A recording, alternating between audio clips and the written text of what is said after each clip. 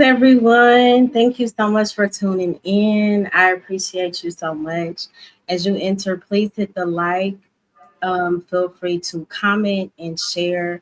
If you have not subscribed to my channel, please feel free to do so. Tonight's topic is how trauma affects relationships and let God heal your trauma. So, yeah, let me speak to the people that I see present in the chat. Hey, EAE. So, of course, I know EAE has a different point of view. He said the concept of God in religion can definitely help a lot of people heal from trauma, but it's not an all purpose vaccine that works for everyone. I respect your opinion. Hey, Genesis. Thank you so much for being here. Hey, Cynical One.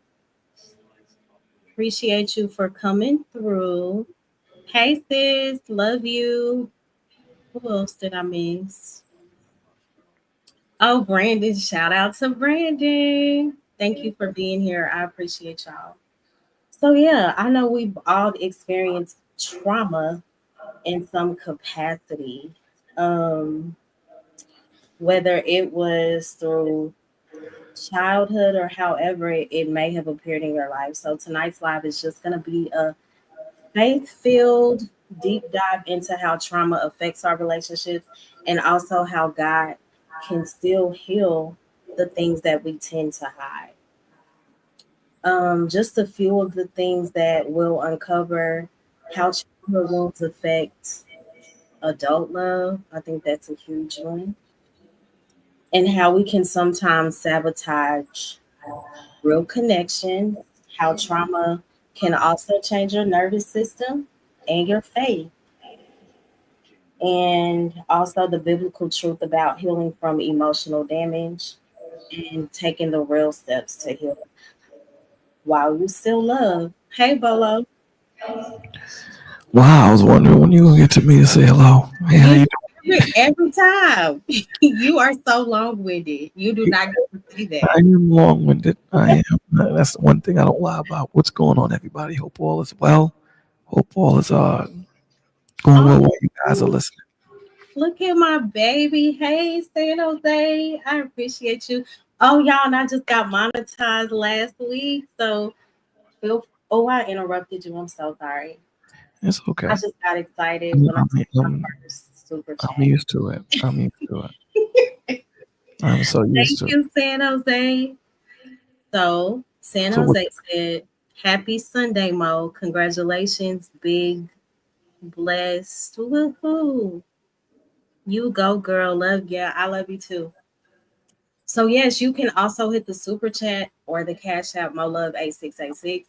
You can also hit Bolo's cash app Bolo TV16 to support the show.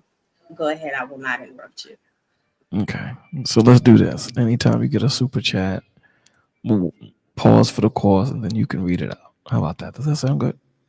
Yeah, Okay. Cool. sounds like a plan. Yeah.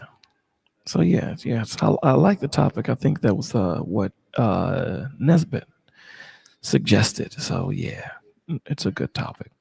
You know, Hmm.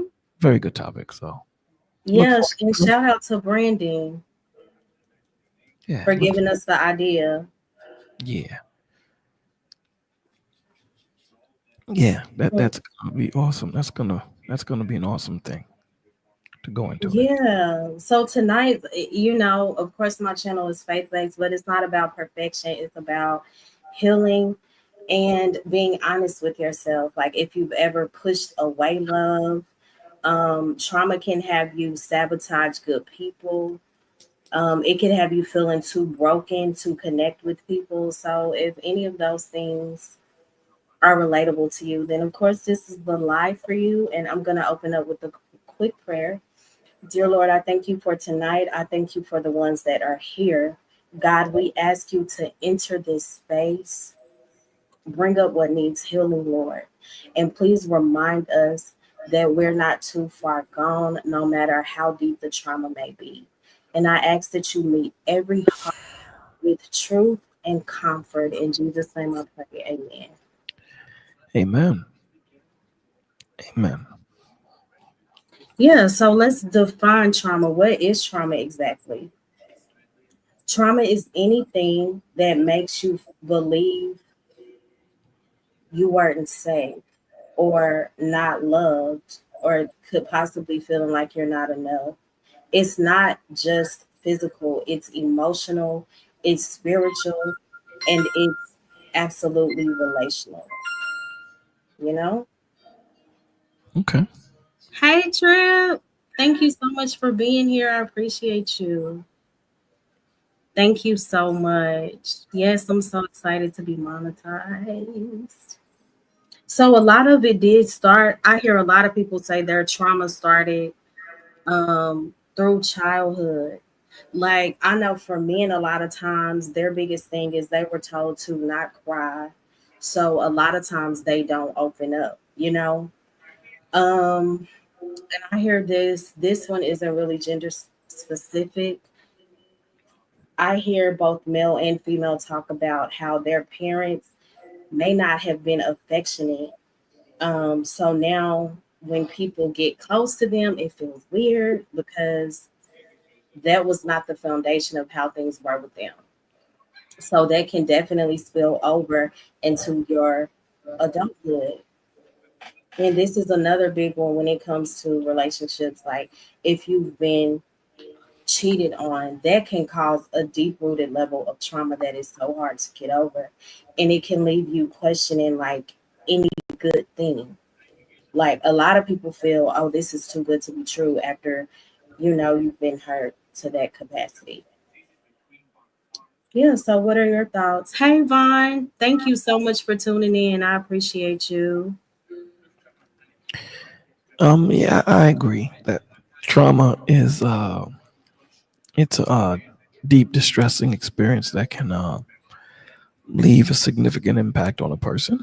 Um, Not only mentally but emotionally and your physical being, and it can happen through abuse or violence. It can happen. These are just examples. There's so many Mm-hmm. natural disasters, accidents, witnessing a violence or disturbing event, loss of loved one, or discrimination or oppression, and it changes the thought process of how we see things. Um, our protection mode, our Mm-hmm. amygdala, the portion of the brain that protects you to fight or flight, it goes into overdrive. And Right. that's kind of sort of how you live your life. You live your life through those lenses. And yeah, it could be a real problem because it changes the brain. Mm-hmm. Um, it changes your body, right? It applies a lot more stress, much more stress than normal, than what you would have, and it does affect. I say this all the time: how you feel affects how you see. And if you see from a stressed out lens, everything seems stressed out. You're always living your life 0 to 60. You know, you, Yes. you can't. You can't embrace the small moments that the Lord wants you to. That prepares you for the bigger moments. Mm-hmm. So yeah. Yeah. So another thing I think, well, I know it can be an issue sometimes when something may not work out with a certain person. People tend to jump to other people, whether it's friendships, intimate relationships, and there's still a lot of unhealed wounds. And we can't think that because we fall in love again that we outgrow trauma. You literally carry it into your relationship sometimes. So what could be some signs of that when you think about how people may shut down in conflict? And a lot of times it could be due to the person being afraid of anger, or rejection. Another one is needing constant reassurance.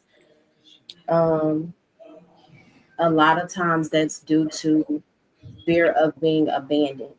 If a person has been abandoned, then they're going to feel like, okay, I need to constantly hear that this person is there, that they love me. And that's not healthy love, you know?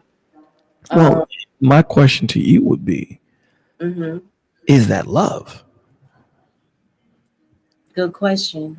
That would be the question, because people trauma bond and they call it traumatic bonding, and um people do that, hmm and to them, in their eyes, it could seem like love, but hmm it's not, right? It's a little bit more complex than that. But they tend to think, because they meet someone that is going toward or going through something similar, or going through something in their life, and they have this thing in common, this pain in hmm common, and they form this bond in that pain.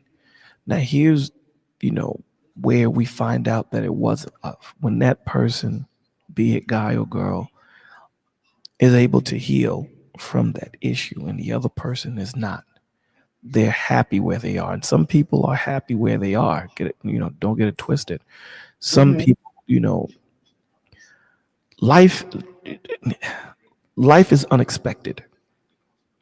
That's just how God set it up. Learning new friends, learning new people, learning new feelings, going through different things. That's life. It's meant to be a surprise. That's where the faith comes in. But if I'm in this place, this habitual cycle of being in this pain, this trauma, I know it well. Okay. hmm I am familiar with every milk and cranny. I don't have to move into something new. I know this pain.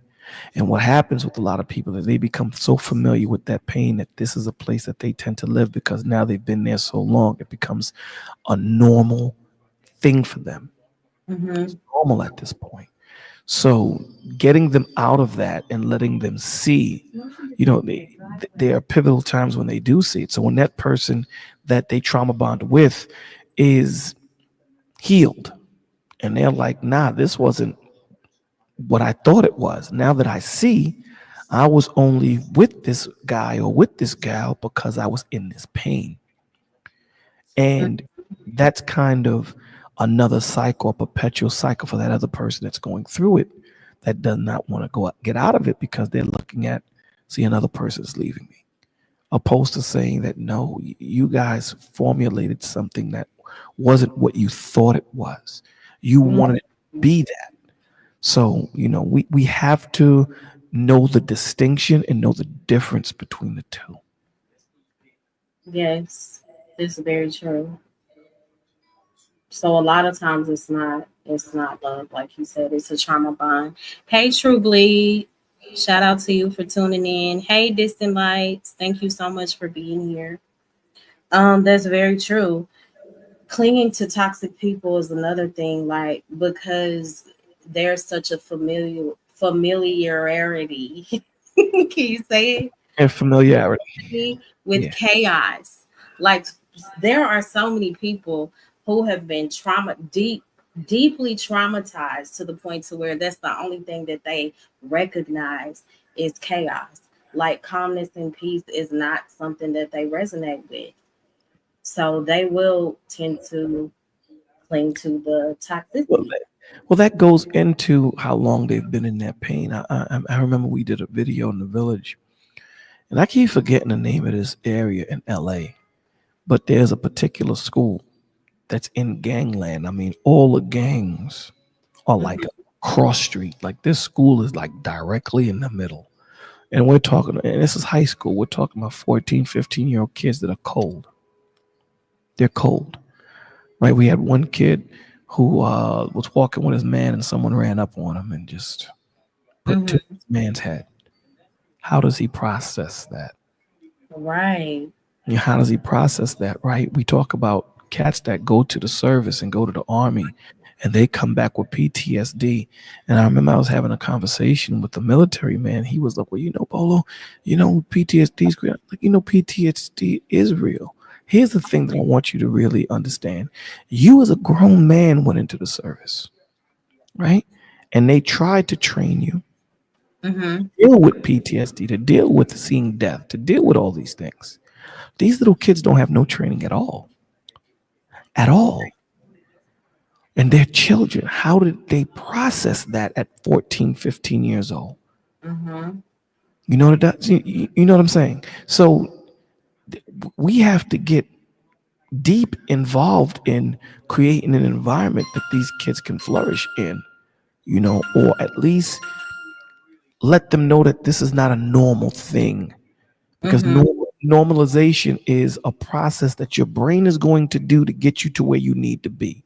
Sometimes you have to override your brain and say, no, I don't want to do this. Because sometimes your brain will tell you, run from this. But sometimes you need to stand firm for whatever you're going through to get to where you need to have that breakthrough.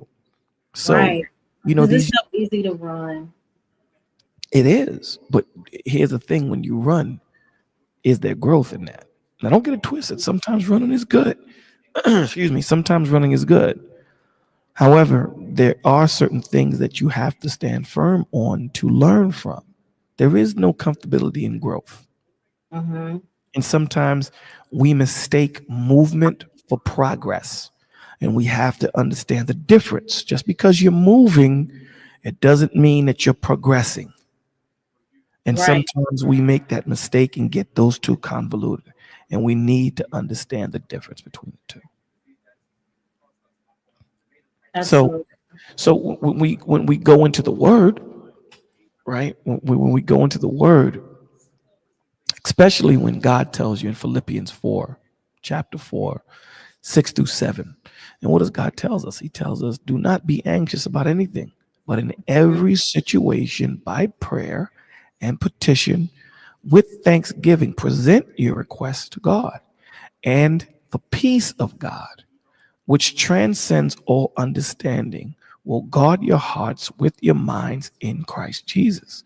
Now, Mm-hmm. let's look at this because there's so much in this one verse that we can take, right? So God tells you don't be anxious about anything. Why does he tell you that? The only way you can Anxious. conceptually think of not being anxious in anything is by having a relationship with God, Yes. an intimate relationship with him, right? To know that he is who he says he is, and he is, and knowing that his sovereignty is unparalleled, it's unquestioned, right? So when you understand that, it gives you some sense of understanding that, you know what, I'm gonna get through this, right? Now Right. again, it doesn't mean that you're not gonna worry and things of that nature because we're human, right? But it lets you know overall that that worry doesn't get to the point where it becomes overburdened to the point where Right. you can't function, right? So he tells you, do not be anxious about anything, but in every situation, right? He's saying, but negates everything prior. So, Mm-hmm. for example, I don't mean to interrupt you, Mo, but I'm going to interrupt you. That's what but Right. does. It negates everything prior. So he's saying, but even if you feel that way, it's cool. In Mm-hmm. every situation that you may be anxious in, petition me in prayer. Okay, roll Yes. that fear up in a piece of paper and bring it to me and petition. What is a petition? A request. Mm-hmm. Lord, listen, I need strength, man. This situation I'm in is unlike any I've ever been in. I need you to understand. Now, what does that mean? That means that I'm having faith in the Lord. I have trust in the Father. I understand who He is. I understand that He is my life. I understand that He guides me. That's what that petition means. That means that I am with humility coming to the Father, right? With thanksgiving, thanking you all because at the end of the day, me being here, this is the thing that I say all the time, man. In life, we are all happy for the good things that happen. Mm-hmm. We're all happy, right? When something happens, Lord, thank you. I found this $5. Thank you, Lord. You have to be happy for it all. You have to be thankful for it all. You have to be thankful for the bad times and you have to be thankful for the good times because the bad times is what prepares you for the good times. The bad times is when you learn. The bad times is when you get things. You're not going to get it when you're in good times. No relationship, no friendship is ever tested in good times. Mm-hmm. It's That's always true. tested in bad times, right? So he's saying, in with thanksgiving, knowing that you are who you say you are, you woke me up. Present your request to God, Right. and Rooster. Mm-hmm. the peace of God, which transcends all understanding. You cannot understand his understanding. And this is what, like one of the things that I think in my feeble brain, I'm going to ask God, Lord willing, if I'm blessed enough to meet with him, is going to be, what did you stand on to create the universe? Or was Mm-hmm. there anything you stood on? Or how much does a ball of fire weigh? I mean, these are quite, they sound stupid. They sound childish. But these are just things that, someone will just think of, right? Because even when you try to conceptualize, what did you stand on to make the universe, it makes no sense to us. It just Right. doesn't, right? So with all understanding, will guard your hearts and your minds in Christ Jesus, because it's in him that we're saved.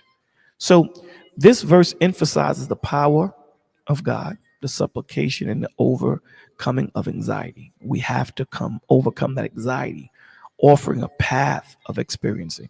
So a lot of the times we have to, and it's hard. It's not easy. Anything that we're saying now is easier said than done. But we have to look at these issues from a position of conquering opposed to a position of feebleness. And it's Mm-hmm. hard if you don't have that example in front of you. It's hard if you don't have that relationship with Christ. It's hard. So this is why we say, this is why we're doing what we're doing now, right? This is Mm-hmm. why Mo has her channel. She has a channel so that those that are going through something, that she can say to you, listen, I know you're going through whatever you're going through, but God can pull you through. Look at what he pulled me through. Look at all the things that he pulled Bolo through. Look at all the things that he pulled everyone in this chat through. So you're Mm-hmm. not the only one going through something. So see, that was my long-winded answer. Look at that. That was so good though. Yeah, And I yeah. know a lot of us, like, we literally define ourselves by our trauma. And that's not a good thing. We have to learn that we're not our trauma and that we are God's child. And Mm, that part of us that's still wounded, God really does want to heal us, but we don't take those things to Him a lot of times. And I also think people have to understand that you don't have to be perfect to have a healthy relationship, but you do have to be honest. And I don't think that a lot of people are. Like, for example, a lot of people keep things bottled and in order to heal from a thing, you have to name that thing that hurts. Like, be honest with yourself. When did I stop feeling safe in love? When did I stop feeling safe in my relationship? Or did I ever feel safe? Or did I ever really feel love? Or do I even really know what love is? So that's why we have to seek God, because the Holy Spirit teaches all things. We don't know everything. Brendan said, in essence, trauma skews the way you look at things. Yes. Hey, why? absolutely. If if you go over a bridge and that bridge collapses, you'll never look at any bridge the same again. Mm-hmm. You'll never look at any bridge. You'll be sleeping and someone will say, yeah, we're about to go over the bridge. You waking up. It Mm-hmm. absolutely does. But this is what the Lord is telling you. Give me that trauma. Give me that anxiety. Give it to me. And Mm-hmm. and I'll relax you. Because at the end of the day, all things that happen to you, I allow it. We see that with Job, right? Job Mm-hmm. to this day don't know what was going on. You know, Job was just chilling. And the Lord was having a conversation with Satan and said, look, but all of those things was for Job's learning. Now, Mm-hmm. a lot of the times when we read the story of Job, what we walk away is Job got back 10 times what he lost, or 7 times what he lost, or more than what he lost. And that's not the walk away. That's not the moral of the story. The moral of the story is no matter what he went through, God was there with him. That's the takeaway from it. The takeaway from it through the whole book, from beginning to end is that God has always been there and he's never left. So why would he leave now? So Right. we just have to have that relationship. And I'll land it here. No matter what problem David had, Job had, Moses had, Meshach, Shadrach, and Abednego, Daniel, Mary, Ruth, any of those people, no matter what problem they had, the one thing that they had before they went into those issues was an intimate relationship with God, and Hmm. that is important. Absolutely. I've heard you say that before. That's key. And another thing we have to do in these relationships, since we know that we've all experienced a certain level of trauma, and some of us are still healing from certain traumas. I know I am, to be honest. So it's key to talk. It's so important to talk to God about your triggers. Be very specific. Like, pray specifically about your fear, whether it's a fear of abandonment, rejection, or control. A lot of us want to control the dynamic in these relationships. So many of us have abandonment issues that started way before we ever call someone boyfriend or husband or whatever. And the rejection thing is weird too. A lot of people will go along to get along in the name of being accepted, you know? Yeah, yeah. And And we expect people, and I think that's why the relationships go wrong. That's a form of idolatry as well. We can get into these relationships expecting people to heal those abandonment, rejection, and fear issues, and that's not their job. Only well, God their, can heal well, those deep roots. well, their job is to support you, right? Their job Yes. is to give you support. Like right now, as we're talking, right? I am watching. I love this channel. I won't throw the channel out, but it's him dealing with cows and fixing their hoof claw, like their feet. Hmm. And the cow's feet is so sensitive that he puts them in this machine. It lifts them up, so he's able to look at their feet. And the hoof claw is like cartilage, right? So he has to trim it down to make it, because it grows big. But then he sees these holes in it, and he has to take it down to its compound, and it hurts the cow because essentially sometimes he might nick the skin, but Hmm. he has to separate the hoof claw from the feet, because if he doesn't do that, the hoof claw will never grow back. The cartilage will never grow back the way it needs to be. And Right. that's kind of sort of what the Lord does with us. He has to get us down to bare skin so that he can rebuild us because of how we were brought up, right? How we were Hmm. brought up. And these are the things that we have to go through to get to where we need to be. We're so focused on the destination, and we pay so little attention to the journey. We pay so little attention to the journey. And the journey is what prepares us for the destination. This is what people don't get. And I tend to use us because we're the Lord's church, right? We've always been the Lord's church. Hmm. Every specific brick has a place. The way people used to make buildings, they used to make the bricks and create the bricks right there in front of the building. And they would make this brick is going to be a specific place, and it needs to have a certain type of strength. This is Hmm. what the Lord is doing with us. Each brick has to be hewn, has to be cut, has to be shaped, because there's a specific place that He needs this brick to be in. And, Yes. and that's what we're going through. We're going through the part of being hewn, cut, shaved, smooth, because that destination, no, don't get it twisted. You're always going to get to your destination. That's just how the Lord set it up. Here's the point. Will you be ready? Will you be that man or woman that he needs you to be when you get to that destination? Will you be that man or woman that he needs you to be when you are there to meet your husband or your wife? Will you be ready? Hmm. Because If you're not ready, you guys are going to pass each other like two damn boats in the Mm, dark. And that's the point. right. And like you said, we have to address not just how trauma affects the relationships, but how to overcome the trauma, because trauma rewires the brain. If you don't deal with the thing, it will start to, your brain can literally start to expect pain, It, expect cre- chaos and abandonment. So it when love creates, shows, yeah, right. So when love shows up, it feels unsafe because you haven't dealt with that thing, you know? yeah, yeah, it can create it. You know, this is the thing, man. What you have to understand is the power of, yeah, I don't want to go deep into this, but what we have to understand is the power that the Lord has given us, even in our ignorance. The power that He has given us, it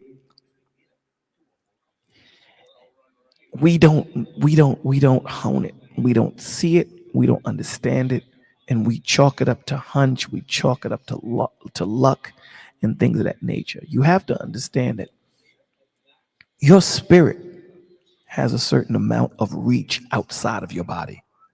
Yes.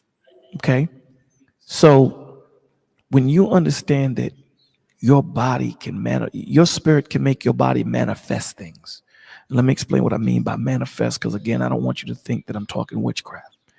If you Mhm. think a certain way, your body will make those things come to fruition. If a woman thinks that she's pregnant, guess what? The body is going to act like it's pregnant. If she believes it that much, she'll miss a period, she'll bloat, she'll have all those different things. Why? Because this is what she's trained her body to do. So you Right, have to understand to what Mo was saying. If you look at things a certain way and if you believe it enough, your body's going to make it come to fruition. Now, right, that's going to be what you perceive, right? Because everyone else, may not see what you're seeing. But remember, your perception is how you function in the world. Because remember, our responses and everything are just electrical reactions of how we see things, how we respond to things. So we need to get those things as healthy as possible, deal with these things that we go through as healthy as possible so that we're able to see them for what they are, not for what we want them to be or what we might think they are. Because a lot of right. the times we want to try to conceptualize the world in a way that we want it to be and not see it how it is. Even when we read the word, Hmm. when we read the word, people put themselves into that person. Like they would say, I'm David, or you would say, I'm Ruth. No, you're not David, and you're not Ruth, because then you really don't understand the concept of what's going on in that moment of David's life or Ruth's life, and see how you can then translate it into now and see how we can mold it to fit today's time. Right. That's so true. So I have a question. Can you see Prime in the chat? Can I see Prime in the chat? Because I Uh, saw Brandon Wright Prime. I see Brandon. I don't see Prime. No. No, Who's Prime? Prime. He's been on my channel before. He's on Freezy's channel a lot. No. Why don't I see Prime? Sis, do you see Prime? I don't know. Or maybe that was just a comment. But continue, go ahead. Yeah. So that's the whole thing. You know. Um. Vaughn says something. Vaughn says, I was what do you seeing say? him. As Okay. a man thinketh in his heart, so shall he be. Absolutely. 100%. Mm-hmm. And someone says, they say they see Prime. She says, Oh, I hey, Prime. Okay. said, no, I don't see I'm him. I don't seeing, see him. I don't see him. maybe if Prime, if you're here, type something else. Maybe it'll show up this time.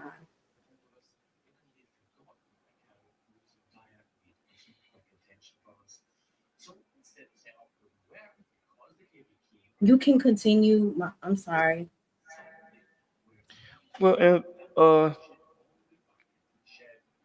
it's just that we have to understand, the power that the Lord, how powerful the mind is. You Mm-hmm. know, the, this is the thing: the mind and the spirit are like the blueprint and the breath behind what becomes reality in the flesh. Right? What we dwell on, believe, and feed in our inner life begins to take form in our outer world. Does that make sense? Yes. Scriptures tells us, as a man thinketh in his heart, so is he. This is what Vaughn just pushed out. Mm-hmm. Proverbs 23:7 reminds us that our thoughts and spiritual posture are not passive. They're not, Right. they're not passive, right? They are creative. And when the mind aligns with faith and the spirit is rooted in truth, healing can come to broken bodies. Peace can quiet storms and provision can rise from places of lack, whether it's fear, faith, doubt, or determination. The spirit Mm-hmm. whispers to the mind. And this is what we have to understand, that the body always follows. That's the divine order: spirit to mind, mind to matter. Manifestation begins not in what you see, but in what you believe. This is why the Lord tells you to have faith. It is impossible to serve Him if you are not in spirit and in faith. That is so Can't huge. serve Him. Mm-hmm. So, if you don't have faith enough to know that the Lord got you, if you don't have faith enough to know that you're going to make it through this situation, then you will always be in this recurring situation. So, Absolutely. this is why it is important to go to therapy. And I speak about a lot about how important um how important talk therapy is. It helps so much. Right. It's very important, because um when you go to talk, when you have talk therapy, right? It's like like when I'm speaking, my eyes are always closed. Yeah, yes, Vaughn, there will be a link in a little bit. You know, talk therapy is deeply important, more than people often realize, right? It's not just venting or unloading emotions. It's an intentional healing conversation, Right. okay, that helps untangle thoughts. This is why I say that the old bolo, hey, the mature bolo has to go get that younger bolo, that baby bolo that has not emotionally matured. Because when you get that one trigger, that Yes. baby bolo takes over. The mature bolo sits down while the baby bolo takes over, and you must go back to go get it, right? So talk therapy, it confronts buried pain, and it reframes the way we see ourselves in the world. Think of Right. it think of it like this. Think of it like spiritual and emotional housekeeping. When left unchecked, the clutter builds up, and it gets harder to move freely through life. But through talk therapy, we give voice to wounds we've silenced. We break cycles that have kept us bound and Right. invite healing into rooms we've locked away. Especially in powerful, it's especially powerful when done with someone trained to see the patterns we might miss. That's why it's important, right? To be mindful of the people that you speak with. Someone who can walk with you in those dark corners, not just to judge, but to help us turn the light on. And for people of faith, it's not a replacement for prayer, it's an extension of it. Sometimes God answers your prayer for peace by placing a good counselor in your life. That's power Yes. in confession, in Mhm. truth telling, and in simply being heard. Sometimes you're not going to call up the village hotline wanting a breakdown. Sometimes you just want to be heard. Sometimes you just need an ear. Talk therapy reminds us that we are not alone and that healing begins the moment we stop pretending we're fine. And that's what's important. Mhm. That's why we're doing what we're doing. That's why we come here in Mo Love's channel in the village. and we have these conversations. It's important that we do that. Right. And we don't realize like how trauma is deeply rooted in spiritual warfare as well, because the enemy wants our trauma to become our identity, you Our know? absolutely our reality. Mm-hmm. You know what I'm saying? He wants us to focus, and that's the thing, right? The killer to faith is fear, and that's what trauma brings us. It brings us a fear. We live in that fear. So instead of turning the light on, we leave the light off because we're afraid to run to the switch. So we stay under the bed. We stay Mm-hmm. covered up. We stay in that corner. And the Lord is telling you, no, don't stay in that corner. I give you the strength. Darkness. Let me tell you something, man. Because tonight y'all gonna have me preach it tonight, and I'm trying not to preach. I'm trying not to preach, man. But when we read Psalms 119, right? Or is it Psalms 131? I think it's Psalms 131, right? Nope, Mm-hmm. it's not. It's not. Oh Lord. It's not Psalm 119. The only reason why some Psalms 119 is on my mind is because that's the longest Psalms, and I tell people don't do that on Testimony Friday. You know, but Mm-hmm. people tend to, want to go through that Psalms. But there's a scripture in Psalms that I'm going to find. I promise you, I will find it. Let me just look for it quick, fast, because I know. Okay. While you're looking, thank you so much, sis, for supporting me. She said, congrats on monetization. Y'all support the show and send a super chat. Yes, please. You can also send a cash out to my love 8686 or Bolo TV 16, whichever you prefer. So everybody sees Prime. Hey Prime, thank you for being here. I appreciate you. You see him now? I don't see Prime. Mm-mm. So here's the scripture. This is Psalms 139, right? So Mm-hmm. the example that I gave you, and again, I try my best and I fail at it sometimes. I try my best to try and be as pictorial in speech as God is, right? So, Mm-hmm. God will give you these conversations and He will create this picture in your mind that you say, damn, that was awesome. So I try to mimic as best as possible, as I can. So, so in our minds, creating that place where we are afraid, we're in fear, we hide under the bed. But Mm-hmm. the light switch is in the corner. But in Right. fear, right, we hide. We Mm-hmm. don't want to. We learn to live under the bed because the enemy gives us that false sense of of of Safe. of, of safety being under the Yes. bed, right? So we learn to eat. You know what I'm saying? We learn to forage food. We learn to deal with the cold. We learn to understand the darkness. We learn all these things when the Lord is saying, "Yo, there's a big world out there, and you're regulating yourself to being under the bed." So here Mm. the Lord says in Psalms 139, He says, "Oh Lord, you have searched me and know me. You know my sitting down and my rising up. You understand my thoughts are far off. You comprehend my path and my lying down, and are acquainted with all my ways. For there is not a word on my tongue. But behold, O Lord, you know it altogether. You have hedged me behind and before, and laid your hand upon me. Such knowledge is too wonderful for me. It is too high. I cannot attain it. I can't understand how you created me. I can't understand how I started as a liquid and now I'm a physical form at 52 years old talking. I don't Mhm. understand, but you did it. Where can I go from your spirit? This is what the Lord is telling you. This is what David is saying. Where Right. can I go from you? Or where can I flee from your presence? Where can I run from you? If I ascend into heaven, you are there. Now, here's the part that always touches my heart, right? He says, Mhm. if I make my bed in hell, if I create a situation and I am there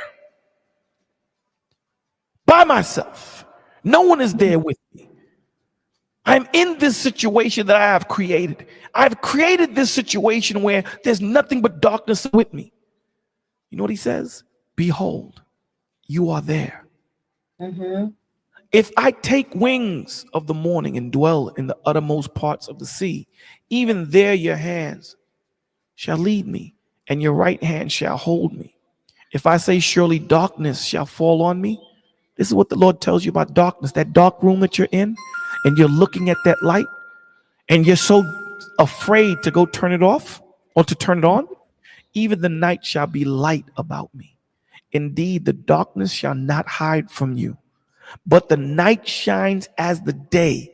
The darkness and the light are both alike to you. There's nothing that the Lord doesn't understand. Nothing.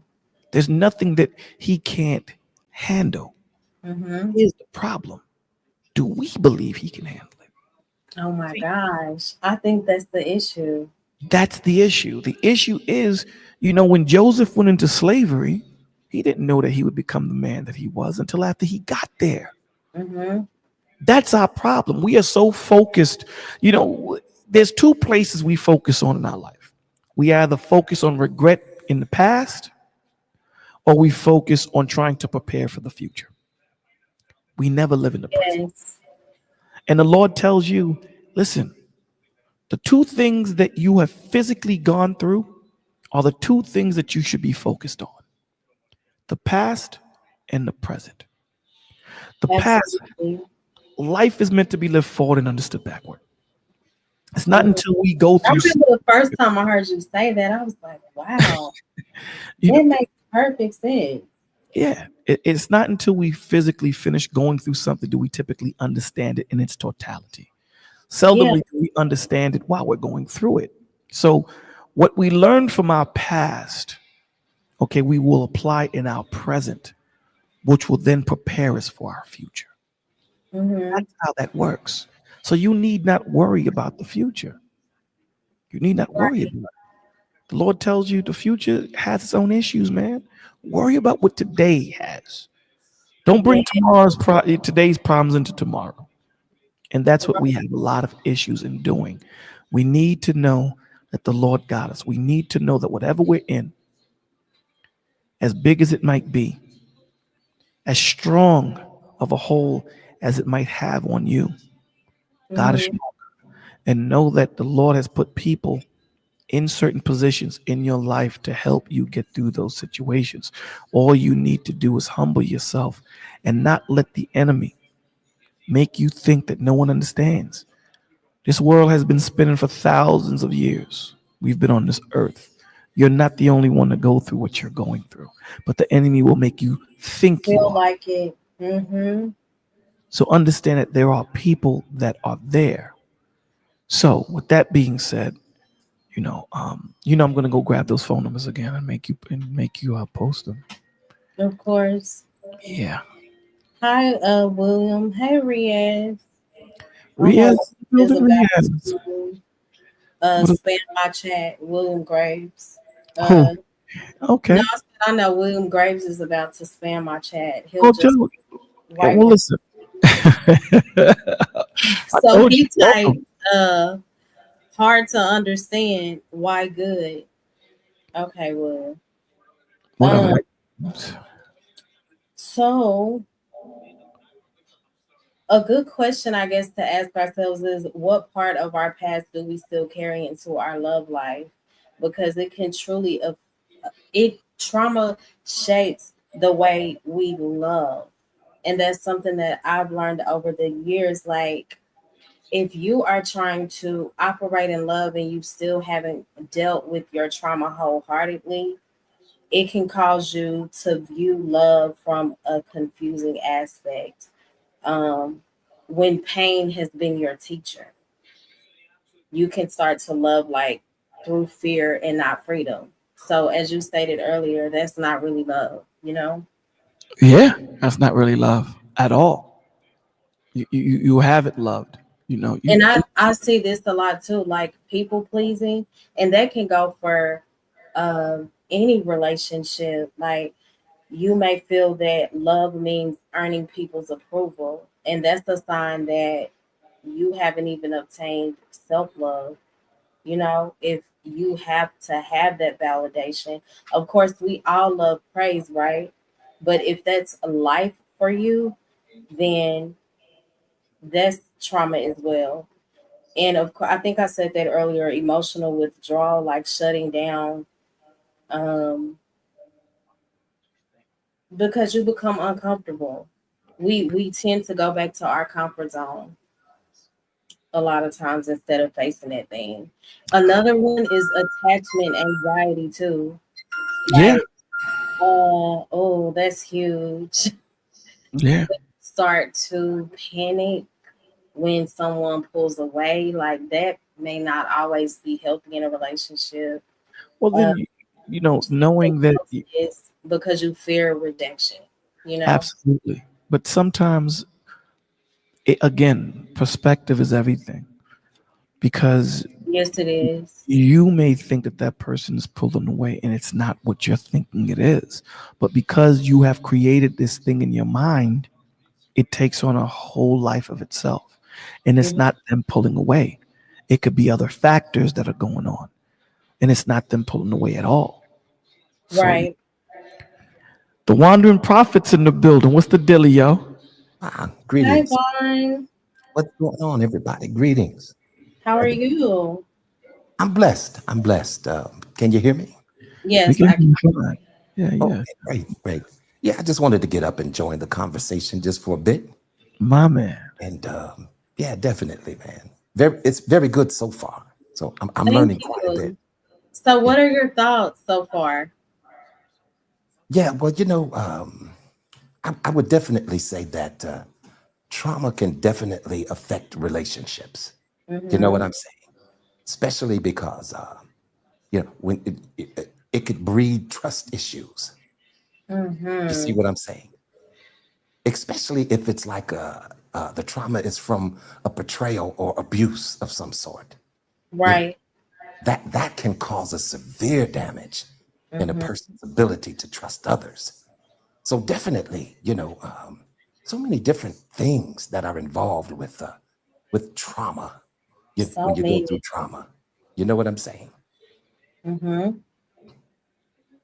Yes, I agree. And when I spoke of attachment anxiety, like you panic if someone pulls away, so you begin to chase closeness, then a lot of times what follows that, which is a huge one that I see today, is becoming hyper independent, like having the mindset of I'll never need anyone again. Um, so you Wow. start to, I guess, punish love based on how people have failed you. And that's a huge issue today too. Yeah. Like And the and see mindset that of that today that is kind of falls in with trust too, doesn't it? it With, does. with trust issues, you know. And then you have like hypervigilance. You see what I'm saying? Hmm. Yeah, Yes, where you're just on high alert for everything that happens, every word that says that's being said is everything. triggering. You see what I'm saying? And man, Yes. it's very damaging. Some of the traumas that we go through, you know. But thank God that we have His Word, you see, Mhm. and that helps us through these struggles. It would be hard for one to overcome these things, without God. It's almost impossible, you know. Right. You know what I'm saying? But therapy, I know that we mentioned therapy. Excellent, excellent choice. I would recommend it to anyone. Therapy is huge. Yeah. What's up, brother Bolo? Well, I'm putting numbers in the chat because again, we say this all the time, Vaughn, that when you're going through what you're going through, it's hard. Again, it's hard to get from under that bed that you've been hiding in, and you've created a whole life under that bed because of your Yeah, fear, and, and, yeah. and you become used to it. And Mhm. sometimes, you watch those movies and you might see that light come in, and you know, something might happen, and you have that moment of clarity to go turn that light on. And these numbers are that light. We understand that the Lord is the light. Don't get it twisted. He's Oh a yeah, light. However, You have to understand that sometimes when you're in that space and you're in that place, it's hard to get help. So whether you're drug addicted, alcohol, whether you're abused, whether you're a single parent Yeah, that needs help, whether you're being trafficked and all that stuff, it's hard. And if you're listening to this stream and you're hearing our voices, these numbers are there. Please write them down. Please take them down. Please write them down and call these people. They're able to track your phone if you're being trafficked. They're able to send help to you. They can ping your phone. They're anonymous. If you want to talk to them, you don't need insurance. So we've done the work there. So some of these places do Tuesdays Children. They only work with military families, but everything else, it's free, anonymous, 24 hours a day, 7 days a week, 365 days a year. So exactly, please use these numbers, man. You're not alone. You're not by yourself. exactly. And it's nothing wrong with reaching out for help. It doesn't Right. make you less of a person. You see what I'm saying? You know, but actually it makes you a stronger person. You see, because you acknowledge where the area that you're struggling in. You see, you acknowledge there's a problem there. You know, Right. and so for you to go out and get help concerning it, that's an enormous thing. You see, because some people just choose to suffer in silence when that's definitely unnecessary. You see what I'm saying? You know? Absolutely. And keep in Mhm. mind too, what are you doing to your significant other when you're doing that, right? What are Yeah, you doing to your family when you decide to not get help and just suffer in the silence? And you have a problem. For yeah, those of some people don't, but there's a lot of exactly. men and women that know that they do have a problem, but they are so tired and so Mhm. caught up in knowing that it's going to be uphill battle. Know that that person that's rocked out with you, they're not just going to walk away. They're there for the long haul, man. So the Yeah. worst you can do is not get help. Yeah. And then just recognizing what the symptoms or the issue is. You see what I'm saying? One thing that comes along with trauma, is emotional reactivity. You see what I'm saying? That can heighten a person's emotional response to conflict. You see, Right. which really makes people more prone to being angry. It can Mhm. heighten their sense of fear. You see, or cause them to be even more withdrawn. You see, Absolutely. so we have to recognize what the ailment is, what the symptoms are. You see Yeah. what I'm saying? Do you Before mind we if I can, give a few? yeah, before we can get a cure. So it's hard to see these things. So again, Yeah, this is why these conversations are important, whether it be for parents that, when we talk about trauma with kids, with children, or trauma when it comes to relationships. So emotional withdrawal or shutting down during yeah, conflict. It's not yeah. just being quiet. They're protecting a wound that hasn't healed. So that's one side. My God. Yeah, Like Vaughn said, hyper independence. I think that's what you said, Mo Love. I got it. Becomes a shield because trusting others once led to pain and betrayal. So if you hear a person always saying, I got it, don't even worry about it. I got it. I got it. There's something going on there. So, be mindful of it, right? Mhm. Fear of intimacy, even in yeah, love. Someone might pull away when things get too close, not because they don't care, but because closeness once meant danger. People Mhm. pleasing. Mo said this. They Mhm. say yes to keep peace, not because they're okay, but because they fear abandonment or conflict. Overreacting to small issues, a yeah, missed call or a change of tone can trigger old fears of rejection or neglect. Um, yeah, Inconsistency in communication. Mhm. yeah, yeah. All of That's those. so hot, true. hot Yeah, one day, cold the next, yeah, because their nervous system is constantly in fight or flight or freezes. Yeah. yeah, That's not in every situation, but yeah, we're going with that. Mhm. Struggling to express needs. Trauma tells them their needs are too much or a burden. So they stay silent and build quiet resentment. Okay. And those are just a few things to look for. And the beauty of YouTube is you can always rewind and write these things down and Exactly. see if your loved one is has some symptoms of these things or anything like it, and kind of be mindful of it and don't press them. Just try to find a way to create an environment where they will want to talk and Hmm. express. Yeah, So yeah. yeah, And you exactly. know, another thing I noticed, like not just on YouTube, but in real life, when people say, "Oh, I'm good," or "I don't Especially really need the love," people don't realize that it's not that they're good. A lot of times, that is the trauma speaking for them. Like, people tend to shut down if someone shows genuine care because they don't trust them. They don't know that that's trauma, or they sabotage relationships before they get in too deep. Um, Trauma can cause you to feel unworthy of long-term love. So a lot of people accept short-term attention. And that's where a lot of the toxicity comes in these conversations too. You know, yeah. there's so much trauma that we don't talk about. And I don't even think some people realize the level of trauma that they've endured. They just view it as, oh, this is who I am, you Well, know. they've learned to live with it.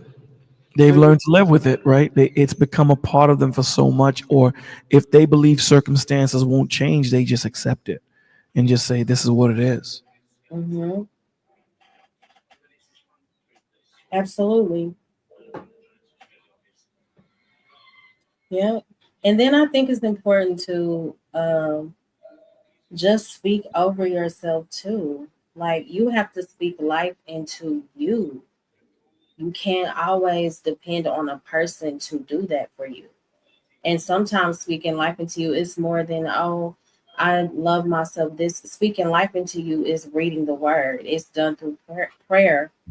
Those things are very essential when it comes to um, confronting and overcoming the trauma.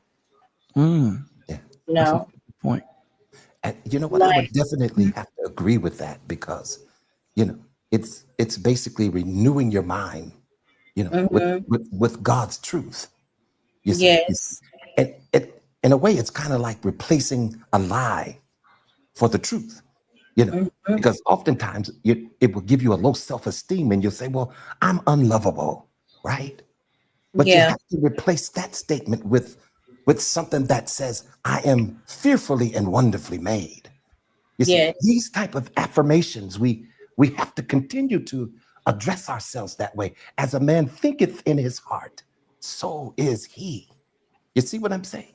So if I mhm, look in the mirror every day and say, I'm ugly, I'm ugly, I'm ugly, you see what I'm saying?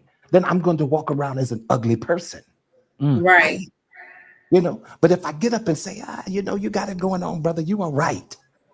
And you're going to be all right. You see? And you're more than a conqueror. Sometimes you need to write these affirmations down and you see what I'm saying? Post them yes, up somewhere so that you can constantly read this over and over in your spirit. You see? yeah, Yeah, absolutely. your words are life, man. Your words are life. Honor, And before yeah, you can give life to somebody else, you got to give life to yourself. exactly. You have to understand that. So when you speak these things into yourself, it's not that you're lying, you're creating an environment that you can flourish in. I know that they did a study, right, on a two plants, right? A plant that they would talk to and say some really harsh things, then the plant that they would say, I love you, whatever. And believe it or not, the plant that they spoke beautiful things to grew differently. It grew straight up. The buds, it flowered. It did all these different things. And the one that they spoke rough to, it withered Mm, because the vibration is important. We don't understand that our spirit emanates outside of our body. We're able to pick things up. You walk into a room and know something just ain't right. No one told you it wasn't right. You just pick it up. yeah, Why is that? That's your spirit picking it up. Wow. So you Mm-hmm. have to understand that there are things going on in your life to bombard you, to dumb you down to just your lower two bodies, which is your emotion and your flesh. When the Lord Mm-hmm. wants us to live in our upper two, right? The mental and the spiritual, because these are the things that regulate and control. And the enemy don't want us there. He doesn't want us to rationalize and understand and become the men and women that the Lord wants us to be. So these things that you say, these affirmations that you say in the Lord, that listen, man, he wouldn't have picked me if I was something that he didn't love. He wouldn't have created me. He gave me another day. Yeah. Right. Obviously, he's not finished with me. So these things that he's putting me through, listen, anytime you find a diamond, it starts off as a piece of rock, a coal. It's Mm-hmm. not what it is, but you have that thought process of what you want it to be. But you have to take it through its different steps to get it to that 10-carat rock that you see on display. Right. Mm-hmm. They don't show you how it got there. There are some diamonds that take years to get to where it needs to be. Right. Years. Because they don't want to make the wrong cut. So they're sitting here with mathematics on how to cut each portion and shape and things of that nature. These things take time. So understand, you being in a relationship and you say that this man ain't the one for me or this woman ain't the one for you. It takes a lifetime to learn somebody. You don't learn them in 2 months. You don't learn them in a year. You don't learn them in 5. Mm-hmm. It doesn't work that way. Right. So understand that we are rocks and the Lord has a plan for us. Mm-hmm. This is why you want us to be together, because the only people that can understand what you're going through are those that are going through it with you, Yeah. that will give you the right advice. So, I love the way you said that because, you know, we are the clay and he is the potter. You see what I'm saying? Sometimes he presses us, he smashes us. Sometimes he pulls us apart. You see what I'm saying? Sometimes he squeezes us. Gold is refined in fire. You see Yes. what I'm saying? In order for it to be pure gold, it has to go Mm-hmm. through some harshness and some heat. You see what I'm saying? And mm, so, definitely, man, you know, Yes. there is a process to this. You know, Mm-hmm. and and you know, when I look at, and this is a very good topic tonight. You know, about trauma and how we're relating it in our relationships. How Mm-hmm. we're pulling this baggage into other relationships. You know, you see what I'm saying? And definitely what Yes. I've learned, because, at a young age, as a little boy, I was touched inappropriately. I'll just leave it right Mm-hmm. there. You see Mm-hmm. what I'm saying? And that was very traumatizing when you actually get Yes. to a certain age and you understood what happened to you. You see what I'm Yes. As a Mm-hmm. child, you really don't know because you don't understand. You trust an adult. You see what I'm saying? You trust an adult Absolutely. to lead and guide you in the right way. You see? Mm-hmm. But one thing that I had to attain through this process of healing was the practice of forgiveness. Mm. When Yes. God That's when huge. God gave me that ability, when I understood it spiritually, Mm-hmm. how powerful forgiveness was, that was like Very. the beginning of my healing. That was Mm-hmm. the beginning of my transformation. You see, and not just forgiveness for the person who caused the trauma, but sometimes you have to forgive yourself for things that you possibly have done. You see what I'm saying? So, wow, Yes. you know, That's so forgiveness, in other true. words, forgiveness doesn't mean forgetting or excusing the trauma, you see, Mhm. but it releases the bitterness and frees your heart up, you see. Yes, it And does. so sometimes trauma can come from different sources. I was just mentioning a trauma that I had been through, but it comes different ways. You Mm-hmm. see what I'm saying? And sometimes you just have to learn how to forgive an individual, and sometimes you have to learn how to also forgive yourself. And I digress. Yes. That's so good, Vaughn. And I appreciate your transparency. Yeah, It's like you shared a few things, and it's always very helpful and it's very motivational to see how you have allowed God to reshape your life and use you as a vessel to encourage others to overcome whatever their trauma and unfortunate situations were. Hey, Dark Lake, thank you so much for tuning in and thank you for supporting my stream. I appreciate you so much. And someone else came in. Oh, the game ain't fair. I appreciate you so much. And Riaz, thank you. You said that you shared this with your audience. I appreciate Yeah, it. But this yeah, conversation is so good. Because when it comes to like love and trauma, how it affects our relationships, a lot of times we can love from a very wounded place.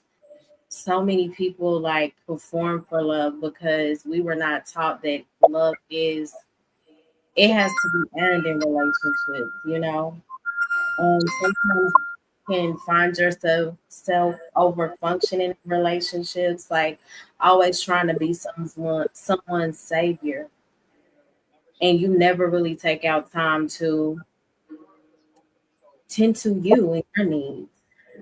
You know, you can't really become comfortable and rest in love. Um, and I think a lot of times it does start with our childhood. That's our foundation. And a lot of people didn't grow up in positive, well kept functioning homes. Some of us grew up in actual war zones. And some of our relationships later on can look the same, you know? And it's just very unfortunate if we don't confront those things. Hey, Brandon, I know you've been here for a while. Hey, Riaz, would you like to add to the Hey, how conversation? you doing? Good. How are you? I'm doing good. What's up, I'm brother? Good. ready to cook tonight when you're ready. I already know. Let's Yeah, go. y'all Give been us the y'all been scientific killing it, man. fact. What's going on, brother Brandon? How y'all doing? Good. Brother Good. Brandon, what's going on, my G? How you doing, Bolo? I'm good, man. I can't complain. Yeah. I'll go ahead and let Riaz go. Okay. Hey, Riaz, would you like to add to the conversation?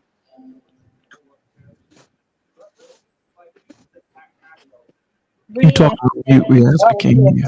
Sorry, I'm here though. Sorry. Oh, okay. Did you want to add anything or not yet? Mm, Probably not the moment though. Can give it to someone else at the moment. I'll come in a minute. Just like Okay. Well, let me say this, and then we'll give it to my man Nesbitt because I know he be cooking. So let me just say something about trauma and how it affects you know, um, the other person. You know, trauma doesn't just live in a person who's experienced it; it echoes through the relationship like a ripple. Um, when one partner is carrying unresolved trauma, it can distort the entire dynamic, even if Mhm. both people love each other deeply. Right? The wounded partner may react with fear, mistrust, or emotional shutdown during moments that feel normal to the other. What seems like a simple disagreement may trigger a deep panic or withdrawal, not because of what's happening in the present, but because of what they've survived in the past. And the spouse on the receiving end often feels confused, helpless, or even blamed, wondering why love isn't enough to fix what's broken because they think that they're dealing with the issue that's at hand right now when it's not really the issue that they're dealing with, when it's really something in the past. The emotional weight can shift slightly with one or the other spouse, overcompensating, tiptoeing, fixing, or overtaking certain things, right? Mhm. Trying to maintain peace while carrying their own unmet unmet need in silence. Sometimes they feel rejected or punished without fully understanding why. So this is what one would do to the other who carries trauma and doesn't allow the other spouse, girlfriend, boyfriend, whatever it might be, to understand what they're going through, right? They've held this in, and this is their feeling. Okay, so this is looking at it from their perspective. So this imbalance can lead to a resentment, exhaustion, or distance, especially if communication breaks down or one person feels like they're always the strong one. But the truth is, trauma isn't a personal attack, it's a survival instinct, right? This is what That's so trauma true. does. It puts you in that instinct. And that path forward isn't blame. What we need to have is compassion. Healing as a couple starts when both partners name what's going on, seek help together or separately, and commit not just to surviving, but to learning how to truly seek each other through the lens of grace, patience, and truth, and understanding that sometimes this person that's doing it is doing it out of a mechanism. And this is how they've learned to deal with things. They're not doing it purposely. It's a reaction opposed to it being a response. And the difference between a reaction and a response is a reaction is a knee jerk. It's something that's second nature opposed to a response is something that you think about. So real love can help carry anyone toward healing. So understand both perspectives. So when you're one of those people that are going to go into a marriage and talk to them about these situations, it's not good to always take a side. Understand where one is coming from and the other, so that you can have that objective uh, uh, uh, understanding, so that you can give that answer that is needed, right? Because sometimes people can go through something and go into that relationship, and as the third party go through something similar and say, oh, okay, yeah, it's the woman, right? This is why I judge if they're too close to a situation, they recuse themselves, because they can't properly judge without it being biased. So Mhm. I know And Nesbitt want to cook, so I just wanted to get that in there before he starts cooking. That's so good. That's Oh my gosh, it's just so much. But yes, that was really good. Hey, Liberated, I appreciate you for being here. Thank you so much. Prom, I can see you now. Thank you so much for being here too. Nate Chovy, thank you so much for tuning in. Brandon, did you want to go? Thank you, 84. I appreciate you for being here too. Okay. Yeah, I guess I'll give my little 2 cents. I can't quite match Bolo and Vaughn's diction, but I will try. All right, so a lot of people have a vacuous understanding of trauma. A lot of people don't even understand the fact that they may harbor trauma.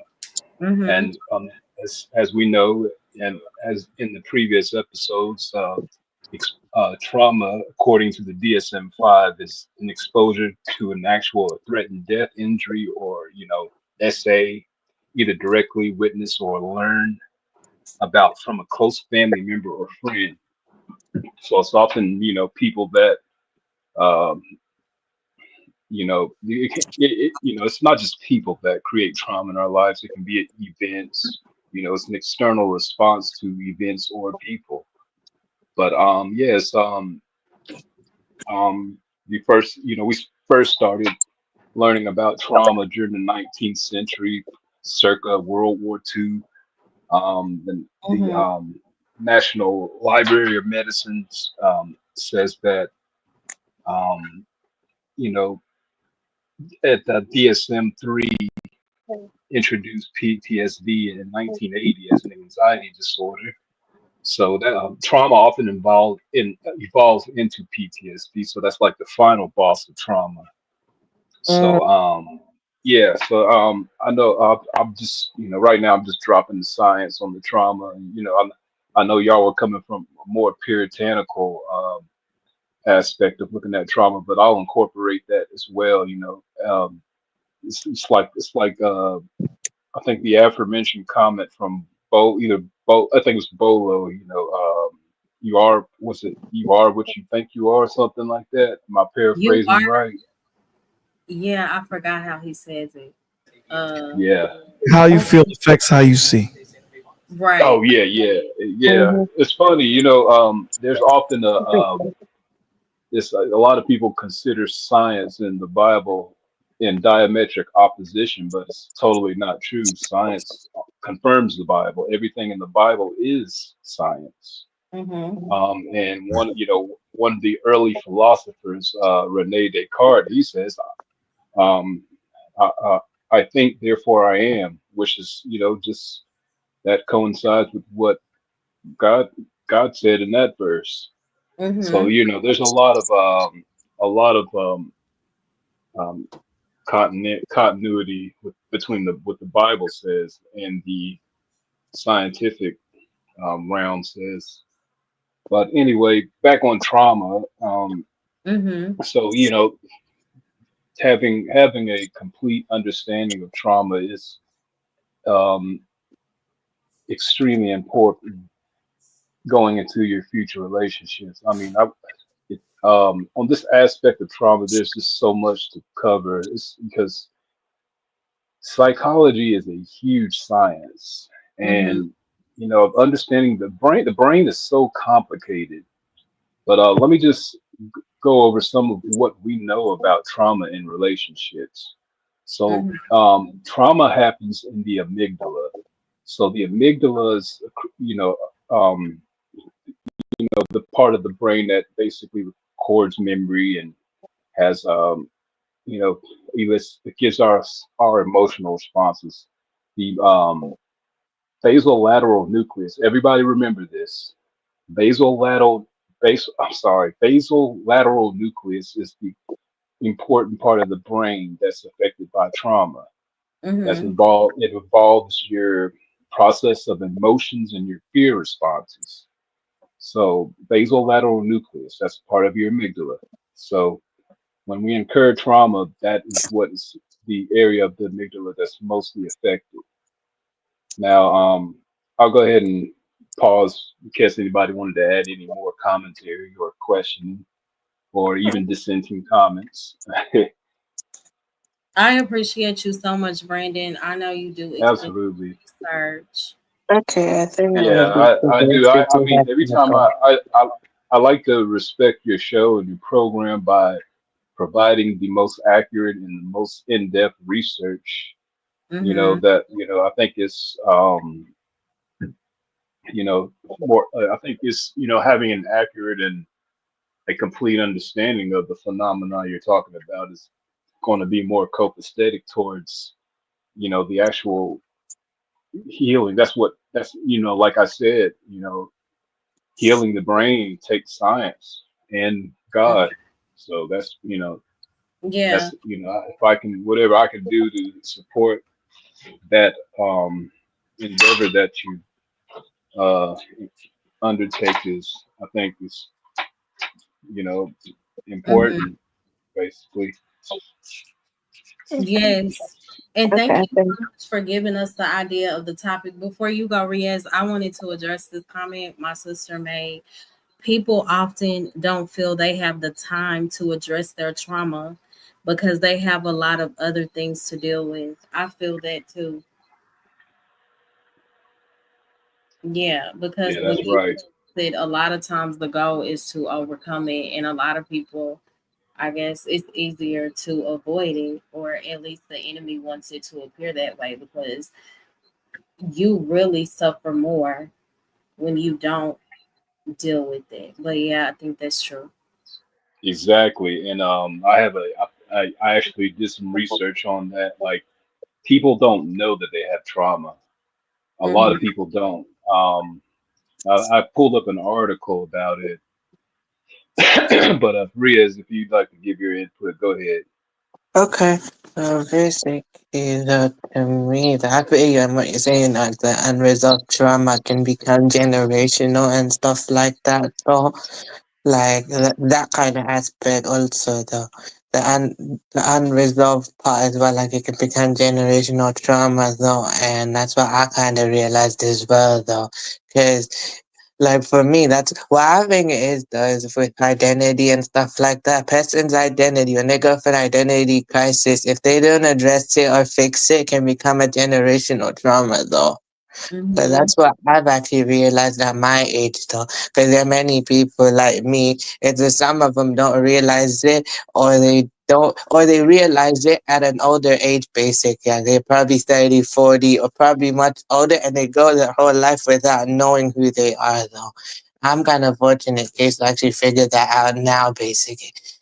You know, because not just how I feel is though. Because I just realized if I don't fix that problem no now, then it's gonna become generational. And whatever I'm going through now, that if I had children, they'll go through it worse than me, and then later my whole bloodline. Yeah, that's so true. Hi, Von Eric. That was good, Riaz. I appreciate your thoughts.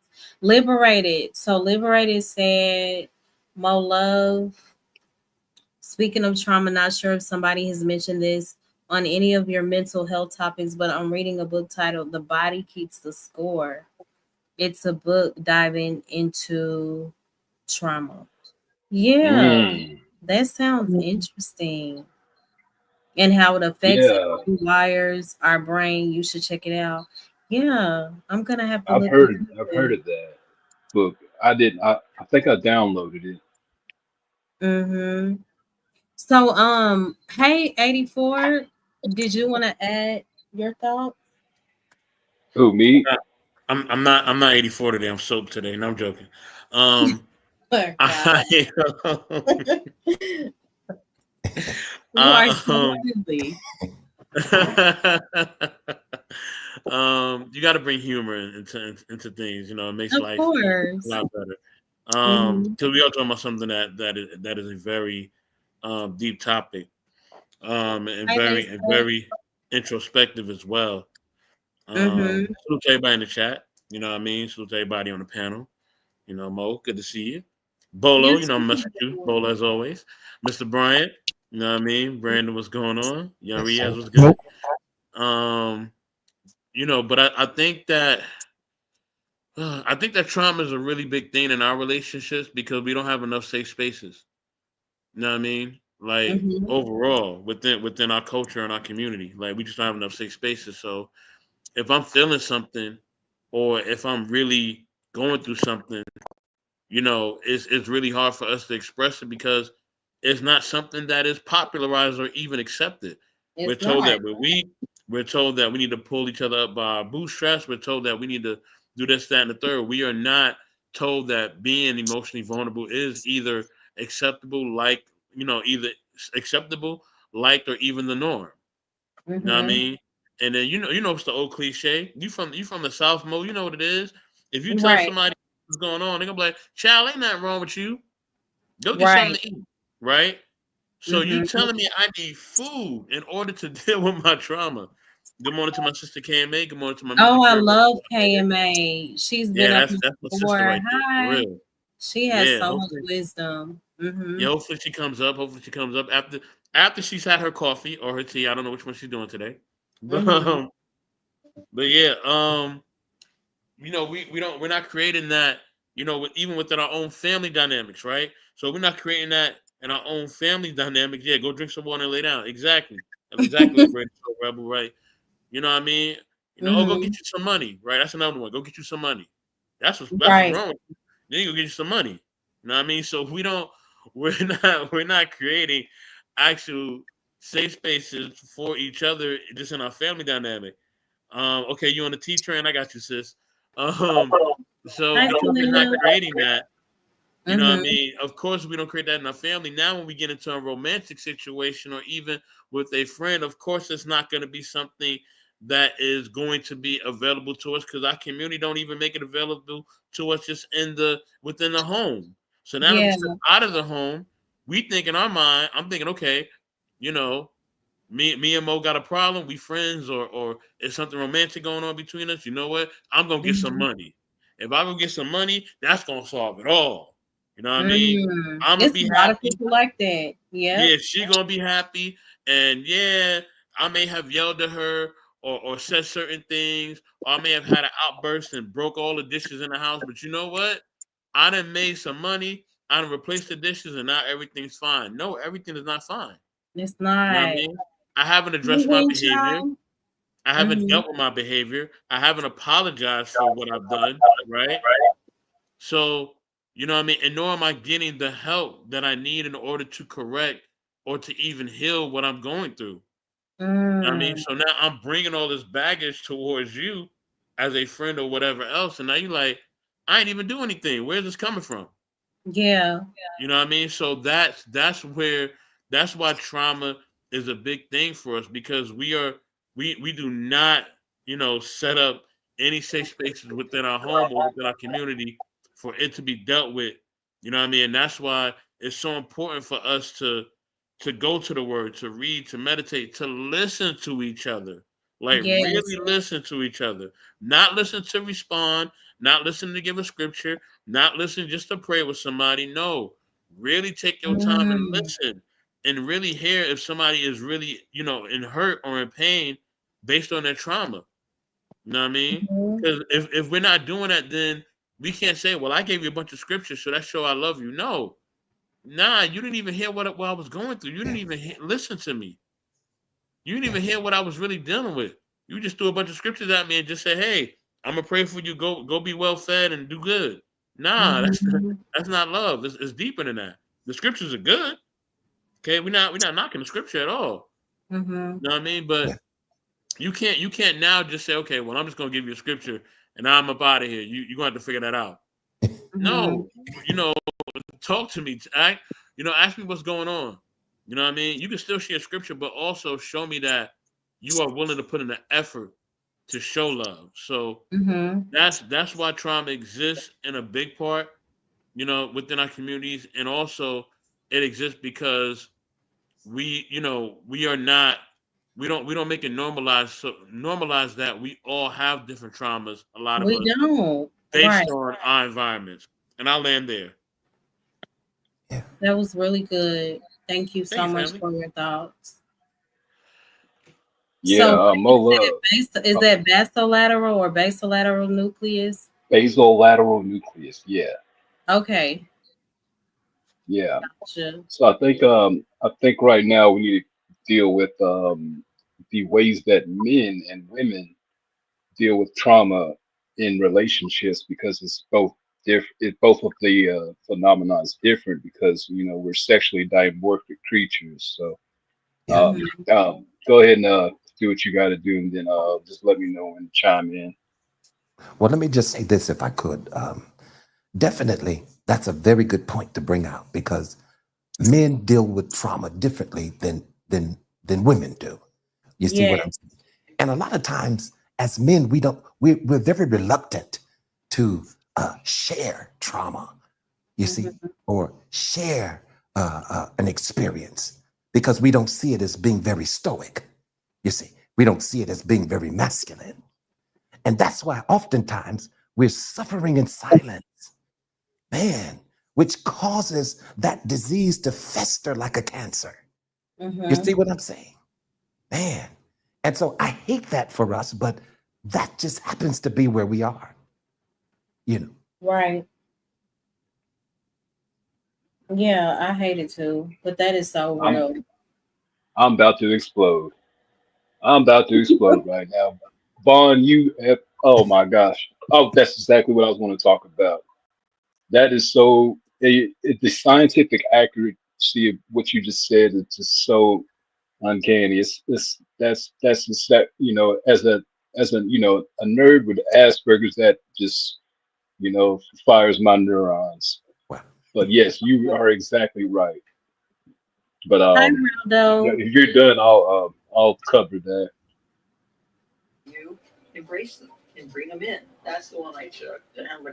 Anybody else? You're fine. You can go, Brandon. Okay. So Oh, I'm sorry. Go, yes. go ahead, Brandon. Go ahead. I was gonna say something, but go ahead. Oh, go ahead, boss man. I I think I was somebody saying has some that background noise. Yeah. yeah, Someone somebody do has have background background noise. noise. Salute to Raldo. I see you in the building, bro. What's going on, Raldo? Hi, Um, Ronaldo. I was gonna say real quick, family.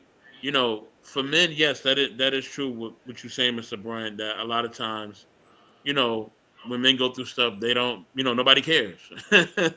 No, nobody cares. You know what I mean? Nobody cares, or do they like? keep it in? We keep it in because we don't feel like nobody cares. You know what I mean? Mm. I remember when I was going through health challenges, people were telling me like, "Hey, man, you need to get it together." I was like, "Yo, I could barely walk. I am using Wow. I'm using a walker to walk, so I can't get it together right now. I want Mm-hmm. to, but I can't. You know what I mean? I'm sleeping, excess hours because I'm trying to. My body's trying to recover. You know what I Right. mean? So, and I have to be sleep by a certain time because I'm trying to recover. So, these are real things. But I don't, I don't just want to table it to the men as well because women are told that they have to, self soothe themselves, right? You know what I mean? How many times women are told, "Hey, girl, go and get your hair did. You get your hair Right. did, you good." You know what I mean? Mo, go. You go try this new hairstyle. Mo, you try this new hairstyle. You gonna be all right, sister. You know what I mean? Go get your nails done. You know what I mean? That's wrong. You didn't get your nails done for about a month now, so that's why you feeling what you're feeling. Like, Yeah. no, I really have some trauma that I'm going through. Getting my nails done is cool, but that ain't gonna solve everything. Yeah, that's for the We are moment. told to self-soothe in our culture, both men and women both. So I land there. Well, let me say this pertaining to what Vaughn and 84 just said, right? When we're looking at men, more often than not, are taught to suppress rather than express, their feelings. Society tells us to man up, don't cry, get over it. So Mm-hmm. trauma gets buried beneath silence, anger, or distraction. Many men translate emotional pain into action, overworking, isolating, numbing with substances, or showing irritability instead Yeah. of sadness, right? Because we take that sadness as being weak. Vulnerability might feel like weakness to a man who's been trained to be the protector, the provider, the one who can't afford to break. And so he carries this wound silently, as we all do, Mm-hmm. often unaware that his reactions, coldness, avoidance, control, are trauma wearing in disguise. And this is when we break. This is when things get out of control. And when we're looking at women, on the other hand, are more likely to internalize trauma. They're often more comfortable seeking emotional support or speaking about it, speaking about their Right. pain. But they may turn it inward, blaming themselves, overthinking, or drowning in anxiety. Trauma for women can manifest as hypertension or hypervigilance, people pleasing, perfectionism, or the inability to say no. While men may shut down emotionally, women may overextend emotionally, giving from a place of emptiness just to feel secure or needed. So the difference is um, isn't in it isn't who feels more, but in how the pain is allowed to breathe or not. Men often need permission to feel without shame, while women often need permission to rest without guilt. Mm-hmm. Both need safety, both need patience, and both need grace. And that's the bridge between the two in understanding and realizing that trauma doesn't make you weak, it makes you human. And healing Yes. looks different for both parties. Mm-hmm. Absolutely. That's so true. Yeah, yeah, that's you. Like you guys are killing it. You guys are amazing. Um, let's see. I have an article pulled up from the National Library of Medicine, and they were looking at the gender-specific roles of trauma and how it, how we deal with it, and how, you know, just some of the various issues look like on a clinical setting. So I'm reading the some of the abstract. Says that women have a 2 to 3 times higher risk of developing PTSD compared to men, and that's interesting. I I I did not wonder. know that. Wow. Yes, Now, why do y'all think that is? We're I more think, yeah, yeah, based on several brain factors like oxytocin and you know, just the general emotional state of women. They respond to trauma different. mm-hmm. So the lifetime prevalence of trauma is about 10 to 12% in women, which is versus half that in men. So twice as many of the women that you meet in your life are going to have trauma than the men are. And I think, I postulate this is, I take this with a grain of salt. This may be because men are so suppressive of their traumas. Um, but, you know, another thing we need to understand is that when you have trauma, both sexes exhibit comorbid disorders such as major depressive disorder, which is what I had, and anxiety disorders. Does that ring a bell to anybody here? And Absolutely. Mm-hmm. yeah, Yes, so sir. yeah, so men and women experience different types of traumas. Especially in their private lives, they're at work. Women are more exposed to high impact trauma than men at a younger age. Yeah. Yeah, it's trauma in your early life has a way, way, way higher impact. And I'm going to talk to y'all about attachment theory in just a second. I'm sure y'all know the attachment theory, right? You have a, you have what is it?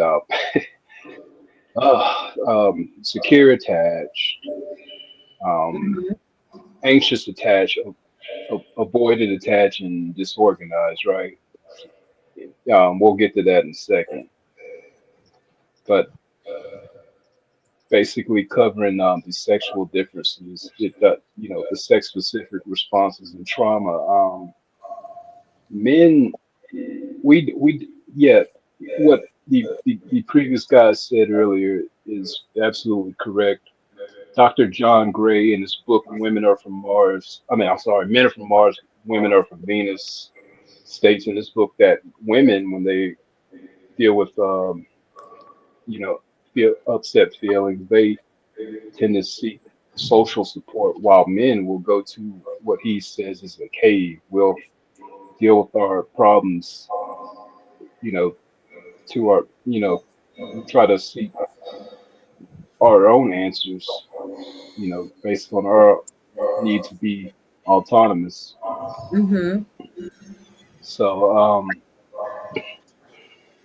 this coincides with what the article says here by the Library of Medicine. Women, basically women they have their they're not hypothalamus, their amygdala is more hypersensitized. So you actually have in women, your brain actually, remember what I said, the hypothalamus can actually grow 13% Mm-hmm. in response to trauma. So yeah, I remember you said, Mo Love, something about how your brain is physically changed by traumas. Yes, your brain grows more neural pathways in accordance to that trauma. So Right. It that's something, does. yeah, yeah. So that's something to think about when when you're in trauma. As a woman, when you're in trauma, you need to do everything you can to get out of that. Right. And Minimize trauma as much as possible. you're right when you said we display our trauma completely different. Yeah, Women, I think another reason why, like, sometimes we're encouraged or often expected to express whatever pain we feel emotionally, like exactly, through tears, through conversation, or just through seeking support. And society often permits us to be vulnerable, even if we are labeled as too emotional. It's not out of the norm for women. And with men, um, they are expected, as Bolo said earlier, to appear strong. They internalize their trauma through silence, It can be through withdrawal or even anger. And I see that a lot too, you know?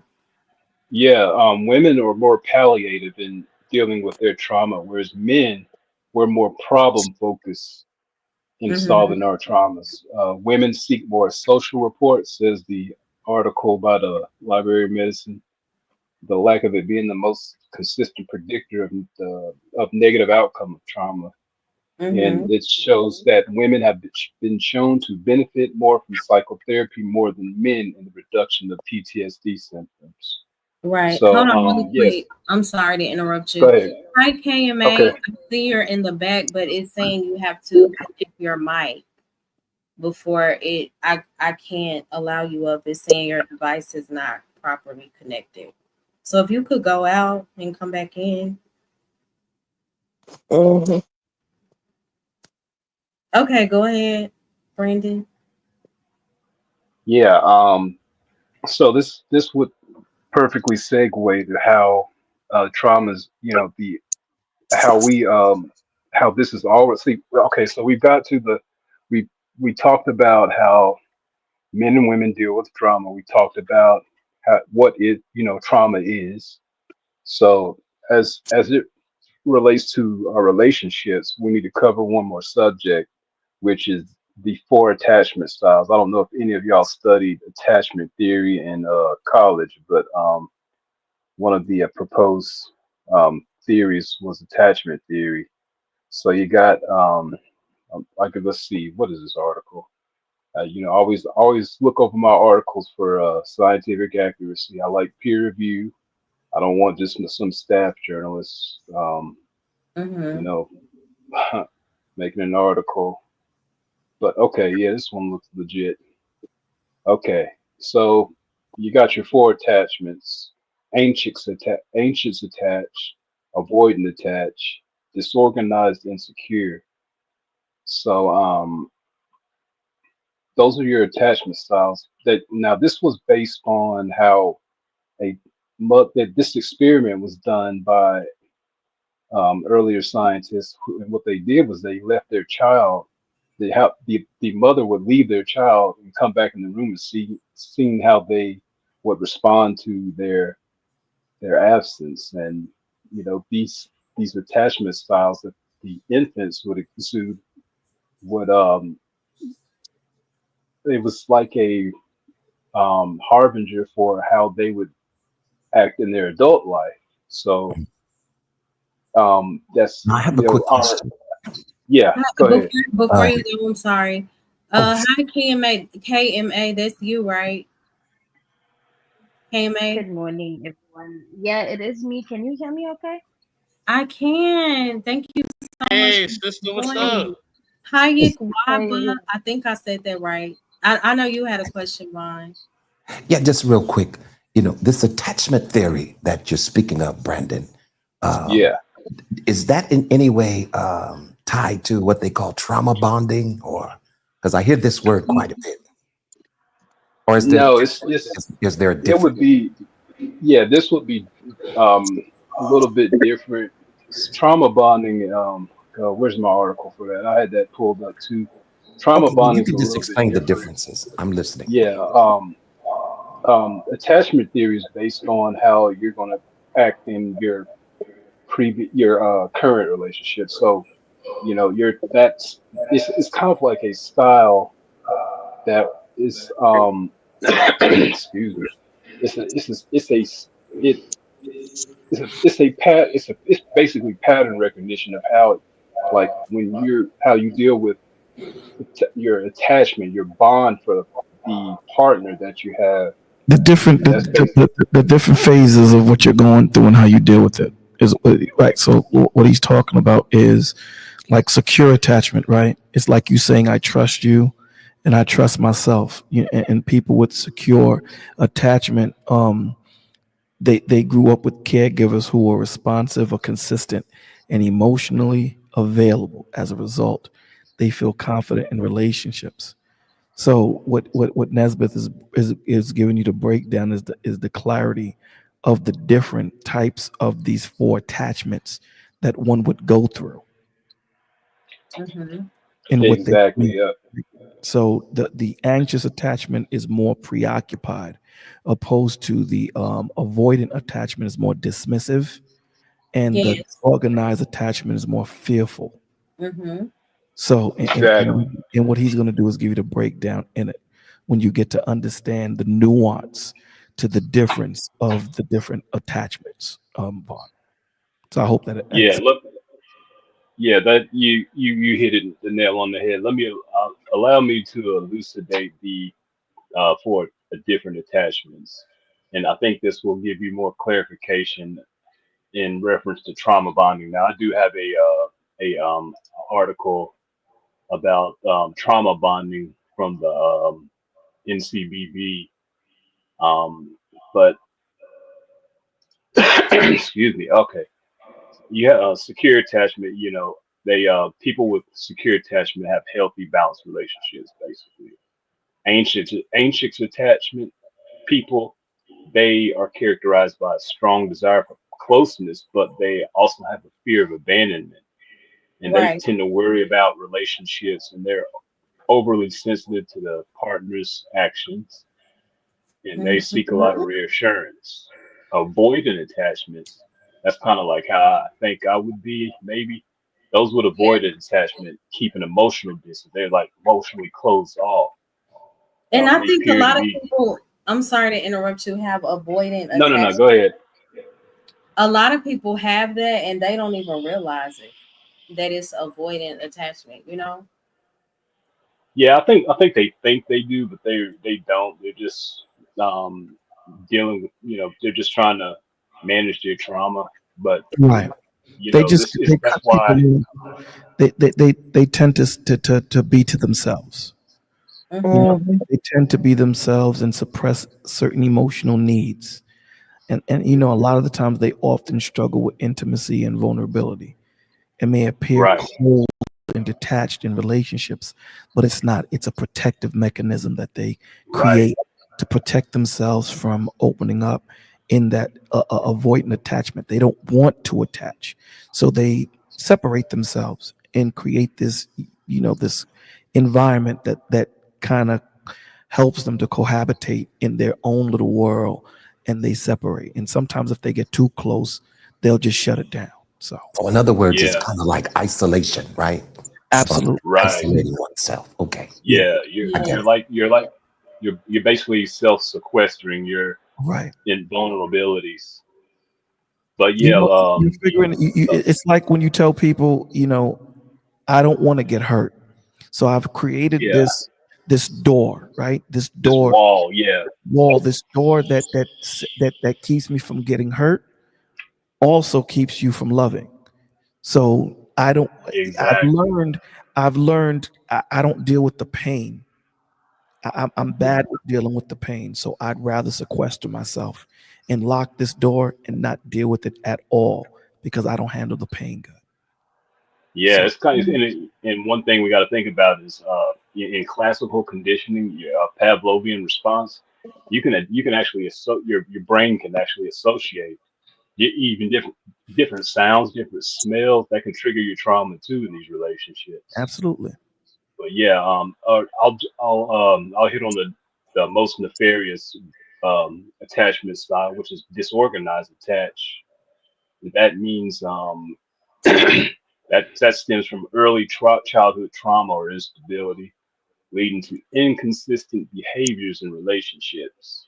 So Yes. people with disorganized attachment have a mix of pushing people away and emotional regulation. So all of these things are, this is the big trend. That, by the way, this is the big trend on YouTube now. You'll see everybody, all the scientists and all the, like what was that popular podcast, Diary of the CEO? There's a woman from Harvard, and she was talking about the different attachment styles, and he was elucidating some of the idiosyncrasies of his relationship with his woman. But yeah, this attachment theory is quite old, so don't be fooled into thinking this that's the new It's not thing now. no, But it's not. it kind of, I just I just find it as a relative framework for what we're dealing with in modern times and in modern relationships. So I Yeah. think it's extremely important. I would be remiss if I didn't, cover that. Mm-hmm. Thank you so much. But yeah, So the people that just joined, hi Destiny. Thank you so much. Thank you, Commander. Hmm. I appreciate you guys. So yeah, Welcome. Baba said perhaps people like that are misinterpreted beforehand and rather not have a psychological debate at certain times though. And typically things like that happens. It's wherewithal. It's a pissing contest at that point. It has nothing to do with helping the persons about the people trying to, you know, use their mind to show how deep they are, and the actual people that are going through what they're going through gets lost in the sauce. But Mm-hmm. um, to what Vaughn had asked earlier about trauma bonding, the raw truth of trauma bonding, Vaughn, is trauma bonding happens when someone begins to associate pain with love, chaos with Mm-hmm. connection, and control with care. This often occurs in relationships where there's emotional abuse, narcissism, gaslighting, or other toxic patterns. And sometimes, and most times, the abuser might tear you down one day, then build you up the next, creating a powerful emotional hook. And that's where that, and that happens a lot in these relationships when people bond over trauma, right? Creating a powerful emotional hook. And the brain clings to the highs because it's desperate to escape the lows. And over time, this person starts to believe that the toxic cycle is part of love, or worse, that they deserve it. And that's just, a quick breakdown of what trauma bonding looks like when two people get involved. So Now, is this trauma bonding one sided, or is it you have two parties that are both traumatized? it could be both. One person can be So, trauma. so One you're person saying it can has be trauma. one sided as well. It could be one sided as well, but it can also be if I have a trauma in one situation on one thing of my life, and you have trauma in another portion in your life, it can be a tennis match, depending Mm-hmm. on what it is, right? But in most situations, there's always one more dominant than the other, right? And when that other person realizes that this is not what they want, that Mm-hmm. person that was actually dishing it out, the person that was in really control, that's when they tend to cling and try to hold on to, because they are in that last one that Nesbitt was talking about, that avoidance, right? They want to be loved, but they don't want to deal with the feeling of losing love. You can't have both. It's fear. Have to understand that life is not 100%. You may walk out the building and a Yeah, damn meteorite might hit you in your head. That's the purpose of life. you There never is know. no Mm-hmm. guarantee. You You never never know. know. So this is why you should live life to the fullest, day in and day out, right? This is Right. why you need to tell those you love, I love them. And this is why the Lord tells you, don't worry about tomorrow. You may not make it. Figure out today. So that's Yeah. why people get so caught up in, what? I have to plan for the future. I have to plan for the future. When the Lord tells you, here's two things you need to focus on: your past, so that you have no regrets, because regrets means you did nothing about it. You didn't learn what you needed to learn from your past, right? Because you have no regrets when you learn the lesson and then you apply it in the present. And what you do is you learn, and hopefully in your learning, it prepares you for the future. Mm-hmm. That is so true. And when it comes to how men and women address trauma, as Brandon was speaking, it is so different because we women, I think, often think that men can be heartless, and it's not that they're heartless. I think they're unheard a lot of times. And women, I mean, men often think that women are just, I guess, too emotional or dramatic. But I think it's because women feel dismissed. So that's a very unfortunate disconnect. yeah, you're exactly right, and this is why I recommend reading the book. men are from Mars, women are from Venus. I think is a very gives a very great way of psychoanalyzing our loved ones, our you know our the people we love, or our relationship partners, basically. Mhm. Dr. John Gray, he's very famous. He's an incredible doctor. I love his work so much. But he like like the book is very simple. It's a great read. It's like one of those books you can't put down, but it Mhm. helped me so much in my relationship and understanding that's it wasn't red pill. I consider that book to be more than just red pill. It it really helps you understand your woman, and it really helps women understand their men. So Mhm. for the audience out there, I highly recommend getting Dr. John Gray's book. I'm sure most of y'all have read it. It's a hugely famous book. He's Mhm. living very nicely because of it. Trust me. Like even his Yeah. staff are millionaires now. Okay. Yeah, but Um. it's like this whole battle of the sexes thing we have right now is because we don't understand each other. We don't understand what each other's going through. Yeah, and a lot of people are still trying to have a functional, healthy relationship without again addressing the trauma. So Yeah, Yikwapa and said, if lions are not properly fed in a zoo, will it be hostile? Are the lions to blame or their captors? If lions are not properly fed, put it up again, please. Oh, okay. If lions are not properly fed in the zoo, will it be hostile? Are the lions to blame or their captives? No, you would blame the captives. But here's the difference between us and animals. We're self aware, right? We're Mm-hmm. self aware. An animal, you take him going to take him for a walk, and he takes a dump on sidewalk, he's going to kick up the cement thinking it's dirt. It's instinctive.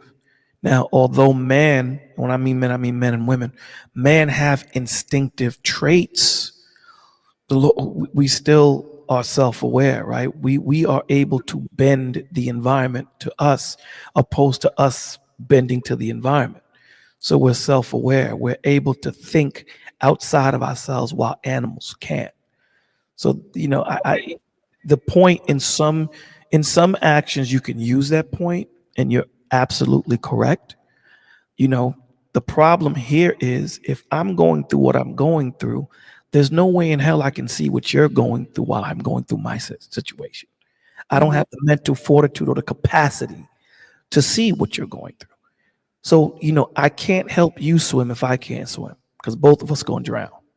So, I have to have some type of understanding of where I'm at, and understand what I'm going through, and then understand that women understand things. We process things differently, men and women. Very. And the problem Yes. that we have is we're trying to get each other to understand that you should think like I do. We think differently. And we Mm-hmm. have to understand that. So, to a certain extent, we have to understand that women process things emotionally through emotions, and that's how they speak and things of that nature, whatever the situation might be, and men differently. So, once you can understand, because again, when we're having conversations, if someone wins, because when you hear these conversations on these panels, it's always built for someone to win or for someone to lose. It's Mm-hmm. not built to gain clarity and to gain understanding and to gain a foothold to understand how you're thinking, what you're going through, so that I can have a snapshot, so that when I do talk to my woman, I have a little bit more clarity than what I had before. They feel, Yes. we feel attacked. And when I say we, I'm meaning both men and women.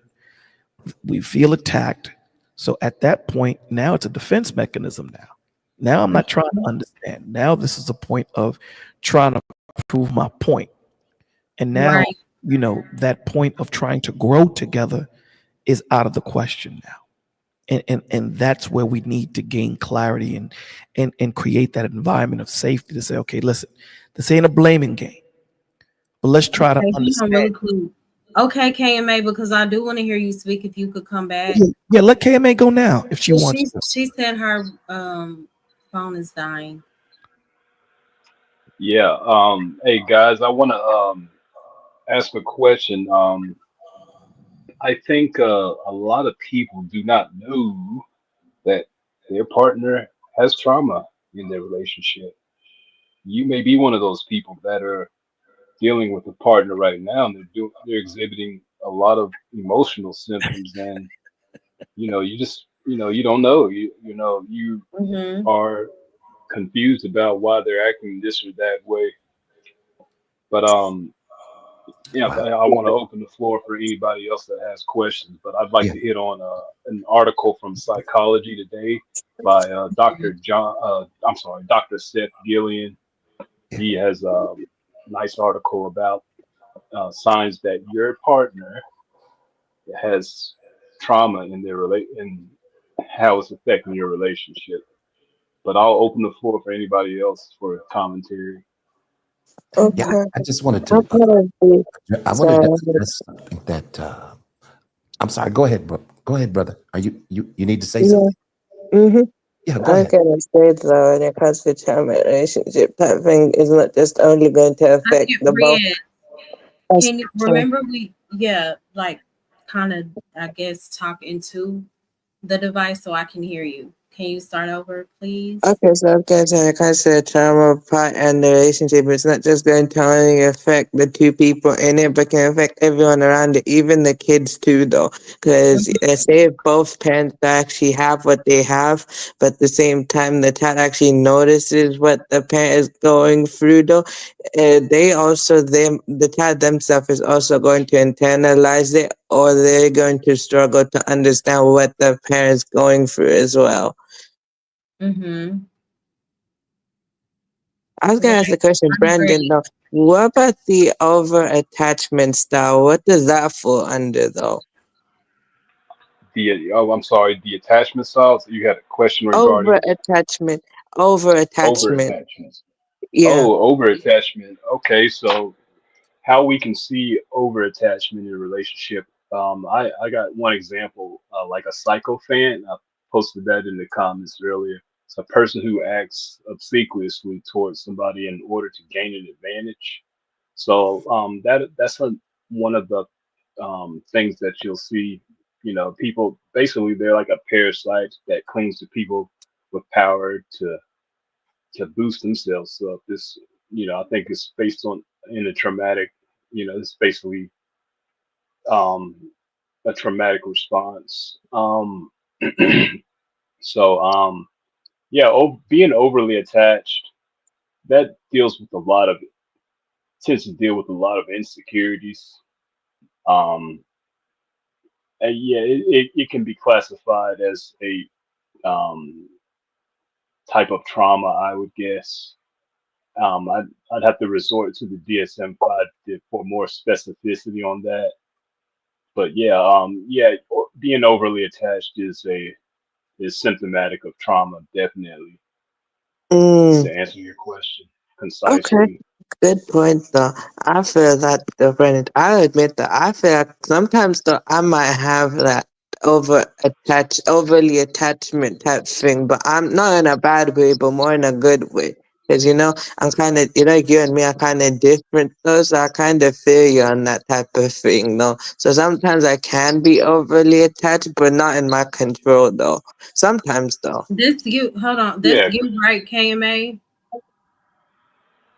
It is me. Okay. Thank you so much for being patient. Would you like to add to the topic?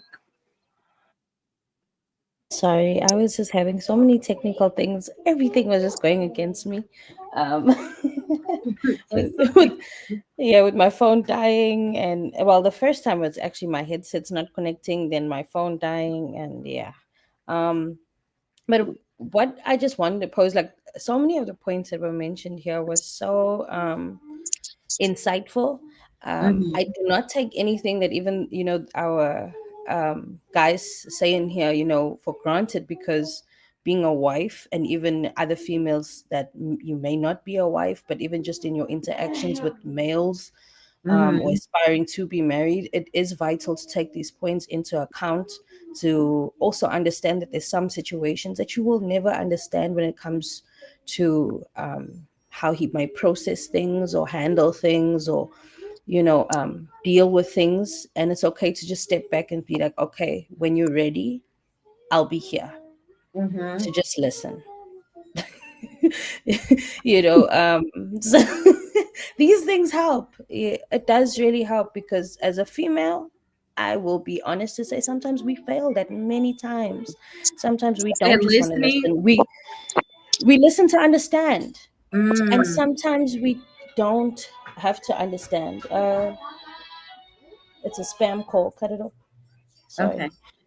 Yeah, you see, that's my husband's phone. I'm his secretary too. That's the wonderful part of marriage. So, but Mm-hmm. the awesome part is that sometimes you have to understand that we don't have to listen to understand. Sometimes we just have to listen, because he needs somebody to speak to. And if we do not open that platform of communication and provide that safe space, and I'll always say it, until the day the Lord takes me, is always create a safe space for your partner to come and speak to. Always be approachable, Mm-hmm. and that falls on you, and the environment that you're setting in the home. But even when it comes to that, the statistics and everything that was spoken about regards to even the studies was awesome. But my challenge that I would post, well, my question that I would challenge it is, how do we apply that to the practical? Because it's one thing to read how, okay, this is how it's affecting the brain, and how this affects childhood trauma and generational trauma and kids, and a female being pregnant, and a male when he was in his mother's womb, and all that stuff. It's all fair and well when we read it on paper to understand what it is, scientifically and for knowledge purposes. But now, how do we make that practical and start applying these things? Where do we start by saying, okay, yes, this is the problem? I think we so much stuck in, at some points, a society that's always, oh, this is the problem. I mean, even in South Africa, in my community as well, oh, that's the problem, there was no father in the home, or this is the problem, there was no this, there was no that, there was no finances, they grew up in a poverty stricken community, and there was Mm-hmm. there was no sports that were implied in their schools to get them to focus on other things other than drug addiction or gangsterism, and all that stuff. Okay, that's highlighting, yes, that's the problem, but what is the solution? And I'm glad you asked that question. but and I'll land my plane with this, because and it'll always come back to Jesus for me, because I've tried it the other way, and Mm-hmm. I've made many close friends, and this is not just like for book smarts, but close friends, um, that I've spoken to, that have also fallen away from the faith because of being hurt by people, and again, because of also childhood traumas kicking in because of what people in churches did, sent them right back, 10 Right. times worse, right? But then again, they also recognizing, like, that's not a Jesus issue, this was a people issue, and I just can't Thank handle you. those people right now. But this is, as I say, these are some of the people I know in the community I'm in.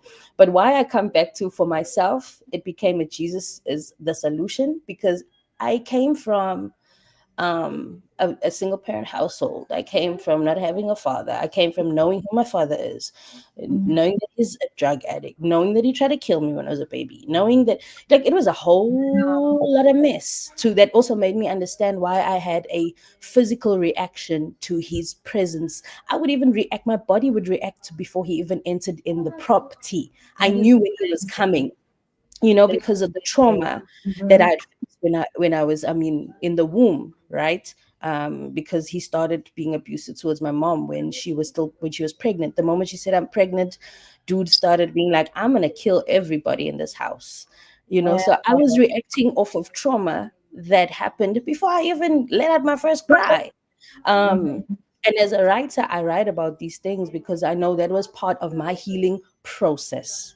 Now that's where I'm landing my plane, is that how do we get from, okay, that's the problem, and this is what I had to face, and this is what I go through. But what are we doing to get through the process of where I'm going to be healed from this and I'm going to be free from this? Because no one wants to stay in that mess, I would like to think.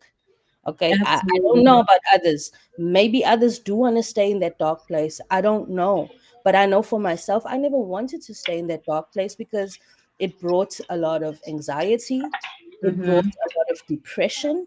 It affected my quality of life, where I would have anxiety attacks at my workplace. My husband would have to come and get me because sometimes my boss would be because of his traumas also, he would be unapproachable and come with his whole explosions on me, and I would just like, oh god, I can't talk to this man and I can't get my point across, and I'm having a full on anxiety attack, right?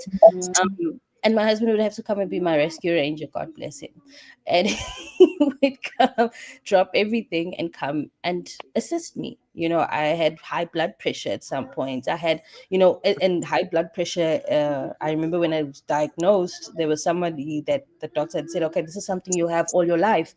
No, I'm healed of high blood pressure. And again, I'll give credit to Jesus. Okay. So Mm-hmm. so at the end of this, and as I say, I have no problem with statistics, right? There is some truth to statistics.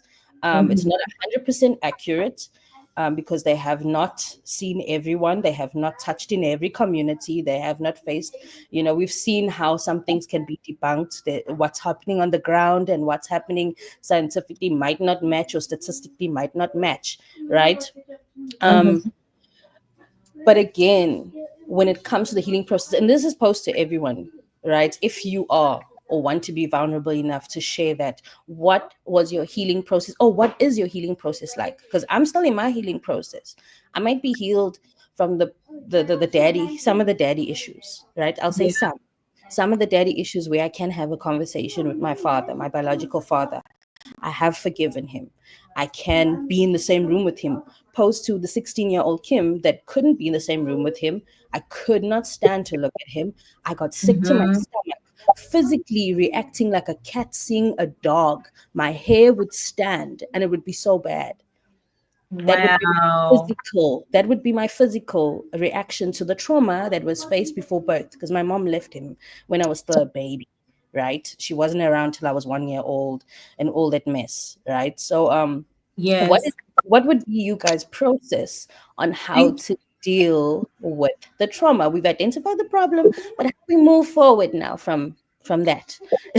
Yes, and I appreciate you for being very transparent. I always appreciate when you hit the link. Thank Okay, you I so much, Vaughn, for tuning in and for your wisdom. I always appreciate you. Yes. Well, I just want to say, okay. Let me I just want to say good oh, night to everybody. go I ahead. do have to step Hold away. on, really quick, Brandon. Yeah, Okay, I'm sorry. yeah. I just want to say Mhm. that I really appreciate the conversation tonight. Thank you for having me up. I learned a great deal, and these conversations are very necessary. And Mhm. I appreciate you all for having me up. Thank you. You're welcome. Thank All you right, so much. my Chief on. Have a blessed night. Okay. All right, Mr. All right, Bryant. boss man. All right. Okay. So, are you gonna I gotta. answer KMA? Yeah, I would. Okay. I'm dying to. I'm dying to. Yeah. Let me cook a little bit. And I'll cede the floor. Okay. KMA. When your husband comes to you with various problems in his life, and he talks about some of the things that he's going through, it's important for women to understand when your man does that, he's asking for help. It's a cry for help because he doesn't know how to do it. He's not, women, on the other hand, they want you to just sit there and listen. They don't necessarily want a fix to their problems. In the book Men Are From Mars, When Women Are From Venus, Dr. John Gray, he says that men tend to mistakenly put on a Mr. Fix-It hat when they're trying to hear their woman's problems. On the Mhm. other hand, men, we don't want you to just hear our problems. We need a solution. We need help. We're like, hey, man, I'm overwhelmed. I'm lost. So that's what you need to think about when he's coming to you. He needs your input. He values you enough to um take any kind of advice that you would have in regards to his problems and his whatever disposition he's in. Now, your next question was about, okay, we know about the trauma, we've seen the stats, and how do we move on from that? How do we actually heal trauma? Well, Mm-hmm. the APAs. Oh, okay, let me. All right, we heal the trauma. We heal trauma by science. We use scientific methods to heal the brain. The brain is physically affected from trauma as well as mentally, and you're not a lot of people deal with trauma try to deal with trauma themselves, and I say that you are Can not I ask you a professionally question? qualified to heal your traumas. Go ahead. I'm so sorry to interrupt.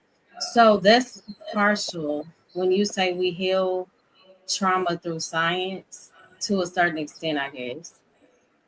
Yeah. Hmm. Yeah, and God heals it as I'm well. sorry. I just. Yeah.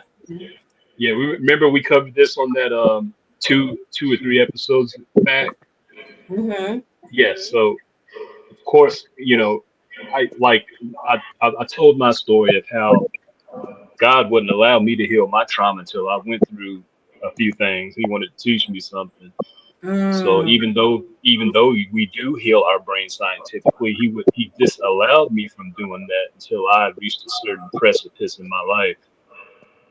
And I was at the graveyard with a knife and a Bible and a whole bunch of Oh, pills ready to thank take you. myself out.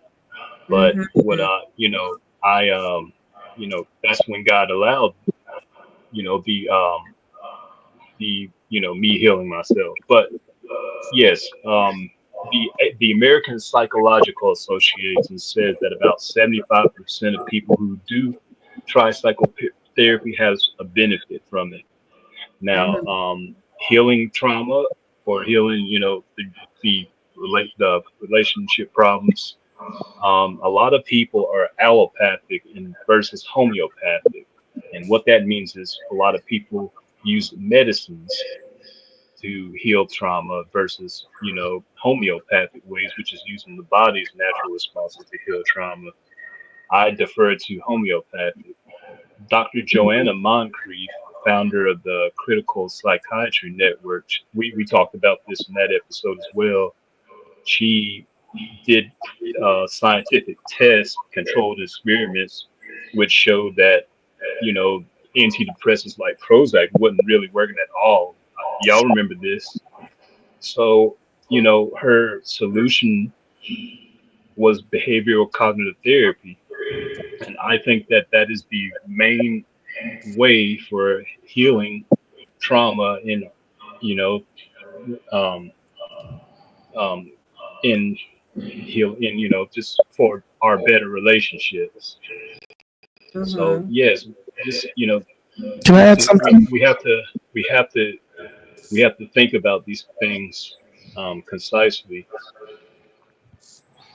Go ahead, Bolo. Oh, thanks, brother. To everything that Nesbitt said, yeah, we need clarity on that, right? Like he was saying, and I'll try to take a shot at the sister's question. First things first is understand that you can only control the controllables.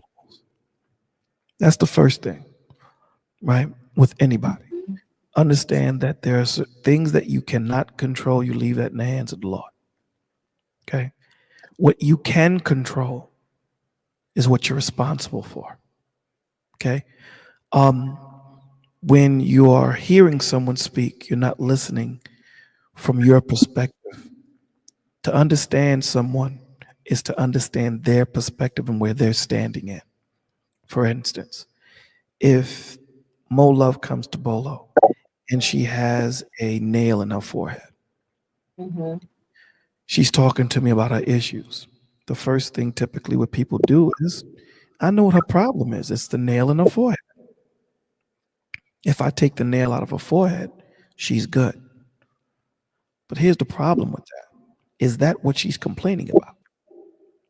Mm. Mm-hmm. If Right. that's not what she's complaining about, and I already in my mind already figured out what her problem is, then I'm not listening to her. And that's what Nesbitt's talking about, right? And this goes Right. for both men and women, right? To hear what they're actually talking about, hear what their issue is. So when it comes to men, right, be a safe place, a non-judgmental presence. Many men were taught that vulnerability equals weakness, right? That vulnerability equals weakness. Let your silence speak safety, right? Mm-hmm. So, in other words, listen. He doesn't always need a solution. This was what Nesbitt was talking about.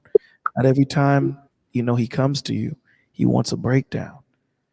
Sometimes your silence says more, right? He knows that you're a safe place for him to talk to you. Just a place where his truth won't be used against him. That's one thing. If you ever have a man open up to you and you ever use what he opened up to you in against him, he will never open up to you again. That's a That's true. 100%, right? Mhm. So encourage his expression without pressure, right? Ask open ended questions like, was your day hard?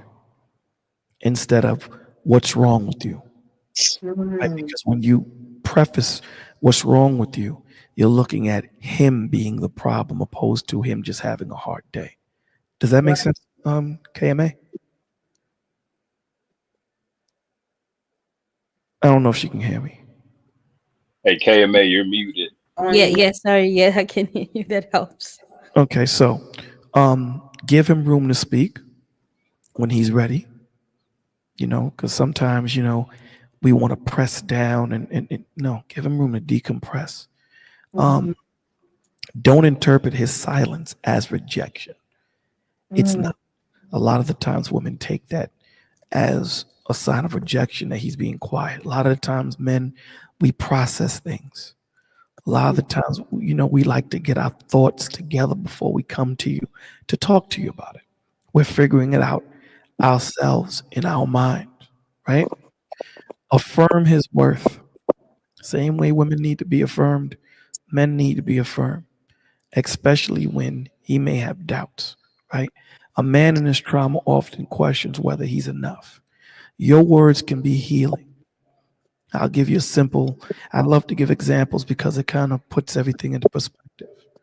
If you have sex with a man, okay, and you tell that man that his pipe game was trash, Mhm. it shuts down his confidence, period. Okay? Right.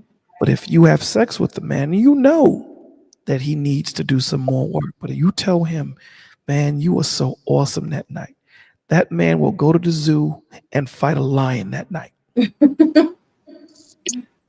Okay? Because of your affirmation, because of your words. You have power to speak strength into him. That's the thing of your femininity. That's the power of women's femininity, which they seem to lose when they trade it for masculinity. Your femininity can stop us in our tracks. Um, So, can I ask a question? How is a woman supposed to affirm, I guess, if the man keeps everything bottled in? Like, how do you bring comfort if the person is not opening up that they're actually. well, that goes to the point of give him his time. He will talk to you. The Lord will set it up with a where there will be a time for you to have that conversation. A lot of the times when he doesn't talk to you, the women get caught up in their own emotions, thinking that he's shutting you out and that, all these different things, and you miss that opportunity. It has nothing to do with you. He's working it out in his own mind. He's Right. working it out. So you just need to be patient enough and wait. Mm-hmm. Right. So the next is helping him slow down and breathe. Just saying, babe, come here. Come here for a second. Let's just breathe. Mm-hmm. because sometimes in our minds, we tend to not want to be in that position of weakness. We don't like feeling weak. So what we'll do is we'll probably try to do, well, most times we'll try to do things like work or try to facilitate something else in that moment of us feeling weak. So Mhm. you just slow him down and just say, breathe, or let's go for a walk, or even more important, more prevalent. And this is the first thing I say that we all should do: pray over him. Yes, Pray over him. that's That's me. our first. That's our first line of defense. It's not our in case of break glass, right? Pray Mhm. over. Um, Yes. don't take his emotional shutdown personal. A lot of the times we tend. I'll give you an example. Um, a lot of the times when you see white people playing with these animals, and these animals rip a leg off or rip an arm off, hey, you always notice these white people don't get upset. These Mhm. white people are right back into, surfing after a shark took their leg. Why is that? Because they've come to the realization that this shark don't know. I'm in his world. So, for example, there's a dog tied up, and this dog has been tied up for a long time, and Mhm. the chain is around his neck. It's rained. It's cold. All this dog is seeing is that people are passing by. So here comes Bolo ready to help this dog. I have to come to the grips to understand that this dog may bite the hell out of me because this Right. dog doesn't know that I'm trying to help him. Mhm. It doesn't know that. So when I can come to grips with it might bite me or it might say something that, is upsetting. This man may say something to me that I may not want to hear. I don't want to effing talk right now. It has nothing to do with you. It's the process or the moment that he is in. So don't take it personal. And that's vice versa with men, right? Mhm. So, men, because I always like to be an equal opportunity shooter. Men, Right. when it comes to women, right? We have to be consistent and emotionally available. Yes. Which it, Thank you, Chipo. Hey, boo. I love you. you know, Yes, but consistency. That's what women need most. absolutely. Emotional availability. And then I think the issue Cannot wait is to share. men Okay. can start out a certain way, right?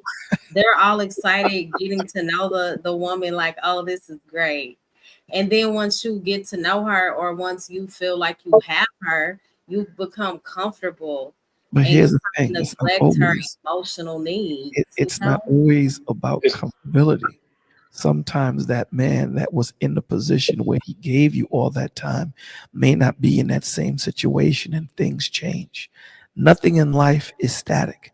Everything is in flux. And this is where she has to understand that. But let's Mhm. get back to it, right? So, um, trauma in women often comes from betrayal, abandonment, or abuse. So, our consistency, like Mo was saying, is needed, right? Mhm. And it helps them to rewire that phobia they had of the inconsistencies. Again, the same thing that men need, women need. Validate her emotions, saying things like, it makes sense. You'd feel that same way, or you're allowed to feel this way. And most of all, saying, I'm here. I'm not going no place, right? Mhm. Protect her peace without a sense of control. And what that Yes. means is you're talking about that control at the earth, that earthly control, right? Mhm. You don't want to do that, right? Show her a safe place, not just physically, but emotionally and spiritually. It's very important. Most of all, the same way women have to learn our triggers, we have to learn their triggers so that we don't walk on eggshells, right? And be aware, raised voices. A lot of the time, women will follow your lead. So if she's yelling and you yell, she's going to go an octave higher. And then what you're going to do is octave higher. So we need to be ever present. So if she's yelling, talk in a calm manner. It takes two people to get to that point, right? She'll follow your lead. It'll happen naturally. Right. Um, and most of all, the most important of all is cover her in prayer. Absolutely. So That's I key. hope that helped you, KMA. And I think that was just a basics of what Nesbitt was saying. So Hmm. I Yeah. hope that And I I want to hope add something to that too. But those were really good points. A lot of times in relationships, dealing with the man and the woman, I think we tend to name the wound. No, we don't name the wound. We just focus on the behavior. So in a lot of relationships, we focus on what was done and not why it was done. So for example, if you say, well, Mm. you always shut down, right? But we never focus on they shut down because they may have been taught not to feel, or Mm. you're but too needy, here's a point but to you that. never focus on the fact that they were abandoned because no one ever stayed. So it's just so many But different see, levels and dynamics to it. here's the Dang, problem. I like that. Here's the problem with that. The problem with that is a lot of times people when they suffer with depression, they're unable to they're not at that point to diagnose and say this is where it is. So although you're correct and we need to find the cause, because if we don't find the cause, we'll always deal with the effect. The Hmm. most important portion of it is being patient because unlike someone that's angry, okay, the difference between depression and anger, although they share similar traits, when I'm angry with Mo, there's a reason. I'm angry because she cut me off and she keeps muting me. So I know the reason for my anger. When you're looking at depression, a lot of the times they don't know why. They've boggled it down for so long, and there's so much stuff on top of it. It takes time for them to get to that point of saying, this is where it emanated from. Does that make sense? Yes, So it we have, does. Dang, you guys are better than my counselors. No, this is like so good. Oh man, that So Black Lexicon you said, guys good are evening, Mo Loving amazing. Christian family. I don't usually do panels because of self-preservation, privacy reasons. Many would like to dent my armor. I understand. Well, I hope Whenever you I can share, oh, I'm sorry, get go there. ahead, Mo. No, I was just saying I understand. What were you gonna say? 84? Remember it's soap today. It's soap today, Mo. Um, but no, I'm joking around. Um, okay, to answer this can make a question about what do we do to you know fight through when we are feeling trauma, we're dealing with our trauma. For me, I will, I will go pray, I will go read scripture, also seek counsel, Hmm. and then I do things that will relax me, whether it's reading, um, I do like kind of like this therapeutic bath reading time thing that I like to do. Video gaming, sightseeing, eating something that I actually like, what I mean, watching sports, working out. Like there's a various amount of things that I will do, or binge watch something that I like to watch on Netflix or whatever. There's a plethora of things that I do to actively help me to work through my trauma. Hmm. And it's not just one thing, right? It can be an assortment of things, right? Um, so that's to answer your question about what do I do to help myself work through that. In regards to what y'all talking about, I think that I think that like I don't want to overcomplicate this at all, right? I get what Hmm. Bolo is saying. Don't not saying I disagree with you, Bolo, but I also don't want to overcomplicate it either. So I do get like if you have like a mental health issue that maybe you need like a step by step type of thing, or maybe it's hard for you to process certain things or to say certain things, right? So that I completely agree with you on, right? You get no type of any pushback from me at all. The only thing I would say is that sometimes outside of the mental health thing or emotional health traumas and things of that nature, sometimes it just boils down to, after a while, even whether in the beginning or the end, that person just don't like you like that no more. You know what I mean? It's Mhm. just the That's facts. I the mean, come on. truth. Just say That's just the that. facts. Mo, come on, you with me, sis? You know what I'm saying? Yeah, like just They keep just it don't like you like real. that, bro. They just don't. Okay, Keep it and real. Like that's you not know, fair to the other party. yeah, you done put all the scripture out there. We done did the prayers. We done did the counseling. You just don't like me like that. You ain't you. Mhm. You just here because I am providing a relationship for you out of comfort, but you don't really like me like that. Because if the Mhm. next male or female walk in here, right, you man, now man, Idris Alba done walked in the building. You telling him your whole life story. I asked you how your day was. I asked you how your day was, and you can't even tell me how your day was. But this brother walked through, and you telling him everything. You know what I Mhm. mean? Or You you know what ask me that how was, my day was. 84? If that Or you happens, ask me Oh, you asked me how my day was, and I don't want to talk to you at all, Mo. Mo, I don't want to talk to you, man. but Holly Berry done walked in the building. I'm telling Holly Berry everything. I'm calling my mama. I'm saying, hey, mama, Holly Berry here. You want to speak to her? Like I'm telling her everything, right? Because sometimes it boils down to. I always say this. Sometimes it boils down to our basic human things, our basic human character. Sometimes a person just don't like you like that. That is Right. hard to swallow, right? Because when you Yes. are fully invested, whether it is in, you know, getting to know someone, what's going on, Braxton? Getting to know someone Hey, as far as, Braxton. dating them or building a friendship, or more importantly, even if you now let's say you are actually married to that person, and let's say you're actually either on the process of building a family or you have built the family. Now to figure out this person don't like you like that, oh yeah, that's hard. That hurts. Hurts a Mhm. lot. In all stages it hurts, but it Why definitely are hurts. people honest about that can I though? respond to, can I respond Signs to are, that?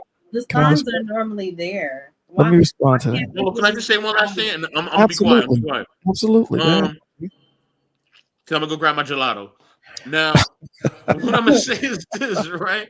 The reason why people don't want to be actually truthful about that, Mo, is because now that I verbalize I don't like you, now I may lose you, right? Now I'm losing the comfort that you bring. Now I'm losing whatever resources or money or benefits it is, with being with you, right? Because let's Mhm. say I'm getting off of work and every day I got off of work mode, you made sure I had all of everything I needed when I came in the house. I came in Mhm. the house, you know what I mean? My slippers was there, you know what I mean? Bathtub ran, my books is out, the food cooked, everything, my game on. I'm So watching LeBron. Everything, convenient. yeah, everything's convenient. But I don't like you like that, right? Okay. That's so So because I don't like you like selfish. that, I don't all of you. I'm losing everything that you're bringing, and I'm comforted by that. So now that comfort is taken away, and I got to go find it with somebody else, oh, I don't want to do that. I'm so selfish that Mm. I am keeping you in bondage in exactly, Scorch. I'm keeping you in bondage, and salute the Scorch. I'm keeping you in bondage, knowing that I don't like you like that, and that's Thank and that's hard. And a you. lot of people Hey, are in hold on. situations like that. Before Hold you on. go, Bolo, please. It's Yeah. just quick. Black lexicon. I will have to study that, and I will definitely do a live on that. I saw your comment earlier. Hey, Scorched, but 84. Like yes, I think even if it's you, whether you provide something financially, emotionally, whatever, the convenience of a thing, people can be selfish in that way and not be honest, right? Just because they like the convenience while the other party is suffering. And I Okay. think Now, may I respond to that? yes. Mm. Okay. So the response to that is it wasn't love. Mm-hmm. Right. It was convenience. And you said it. You didn't love that person. Okay. That person So didn't love you. Yeah. whatever. No, the person that he's saying that I don't want to lose that person because of the convenience that they brought me. You didn't Hmm. love that person. They were convenient. That's Yeah. what it was. Because again, in true love, there will be times I don't like you, Hmm. but that doesn't change that I love you. There are plenty of times that God walked away from Israel, turned his back, but he was always there. There are plenty of times as parents, as uncles, we'll sit here and tell our children, yo, man, get out of here, go to your room. I'm not liking you right now.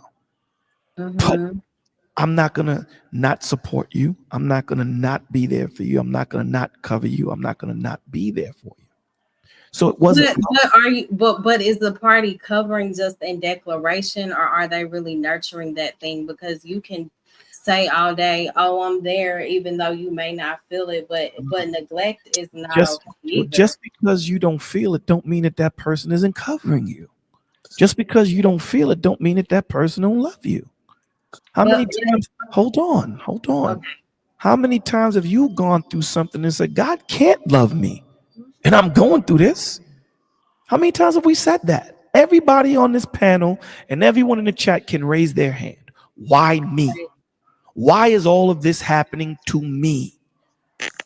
So I just because, hold on, okay. just because we're going through something, just because someone is going through something in something doesn't mean that they don't love you. Love doesn't mean it's going to always be happy. This That's is true. our problem. We keep thinking that love is always happy. It's not. There are going to be times when we argue. There are going to be times when we don't see eye to eye. There are going to be times when we say, yo, listen, you know what? I'll talk to you tomorrow, man. I don't want to hear you right now. That don't mean I don't Right, love you. right. So the point of the matter is we're dealing with two different situations. They may resemble the same.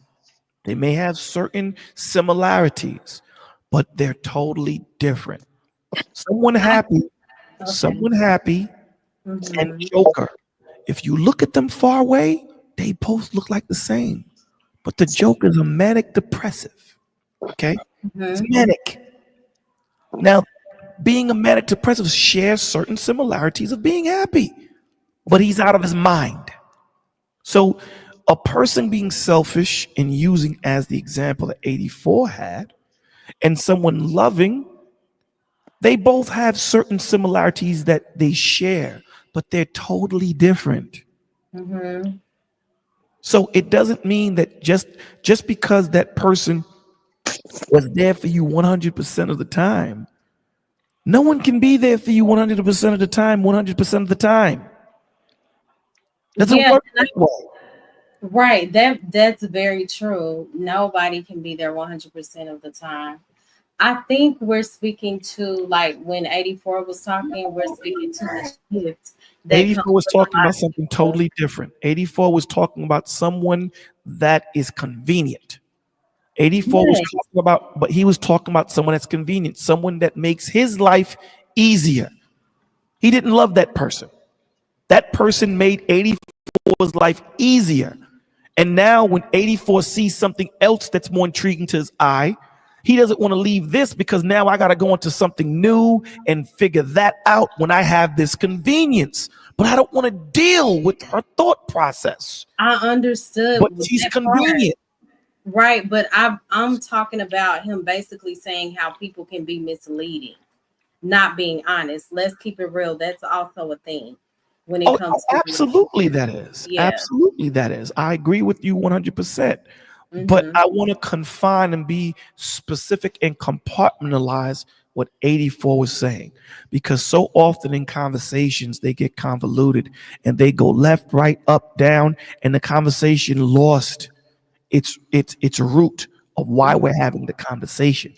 Got See, 84 Bolo, was saying, I was trying to be nice about it and coming in with a layup, and you came in with like the windmill slam dunk. I But was this absolutely. is trying to the be thing nice. is I'm laughing here because I'm like, this is me because I can be or I can come off as the most nicest person, but my kids will tell you there's some days where I'm like, okay, listen, if you and my husband the same, I'm like, listen, we got to talk about this later because if we continue down this road, someone's gonna catch a case, and that is gonna be me. You know, so And sometimes you have to say, sometimes you yo, don't listen, always wake it up on the sometimes you Crazy. right have to side of say, the I bed. might say something that's going to be disrespectful. So Mm-hmm. Watch it, crazy. this is why the Lord tells Exactly. you, this is why the Lord tells you be angry and sin not. He Mm-hmm. gives you the room to be angry. He tells you, yo, dude, you could be upset. Cuss as Yeah. much as you want. Don't cuss at the person. Because what's going to happen is, Mm. listen, understand something.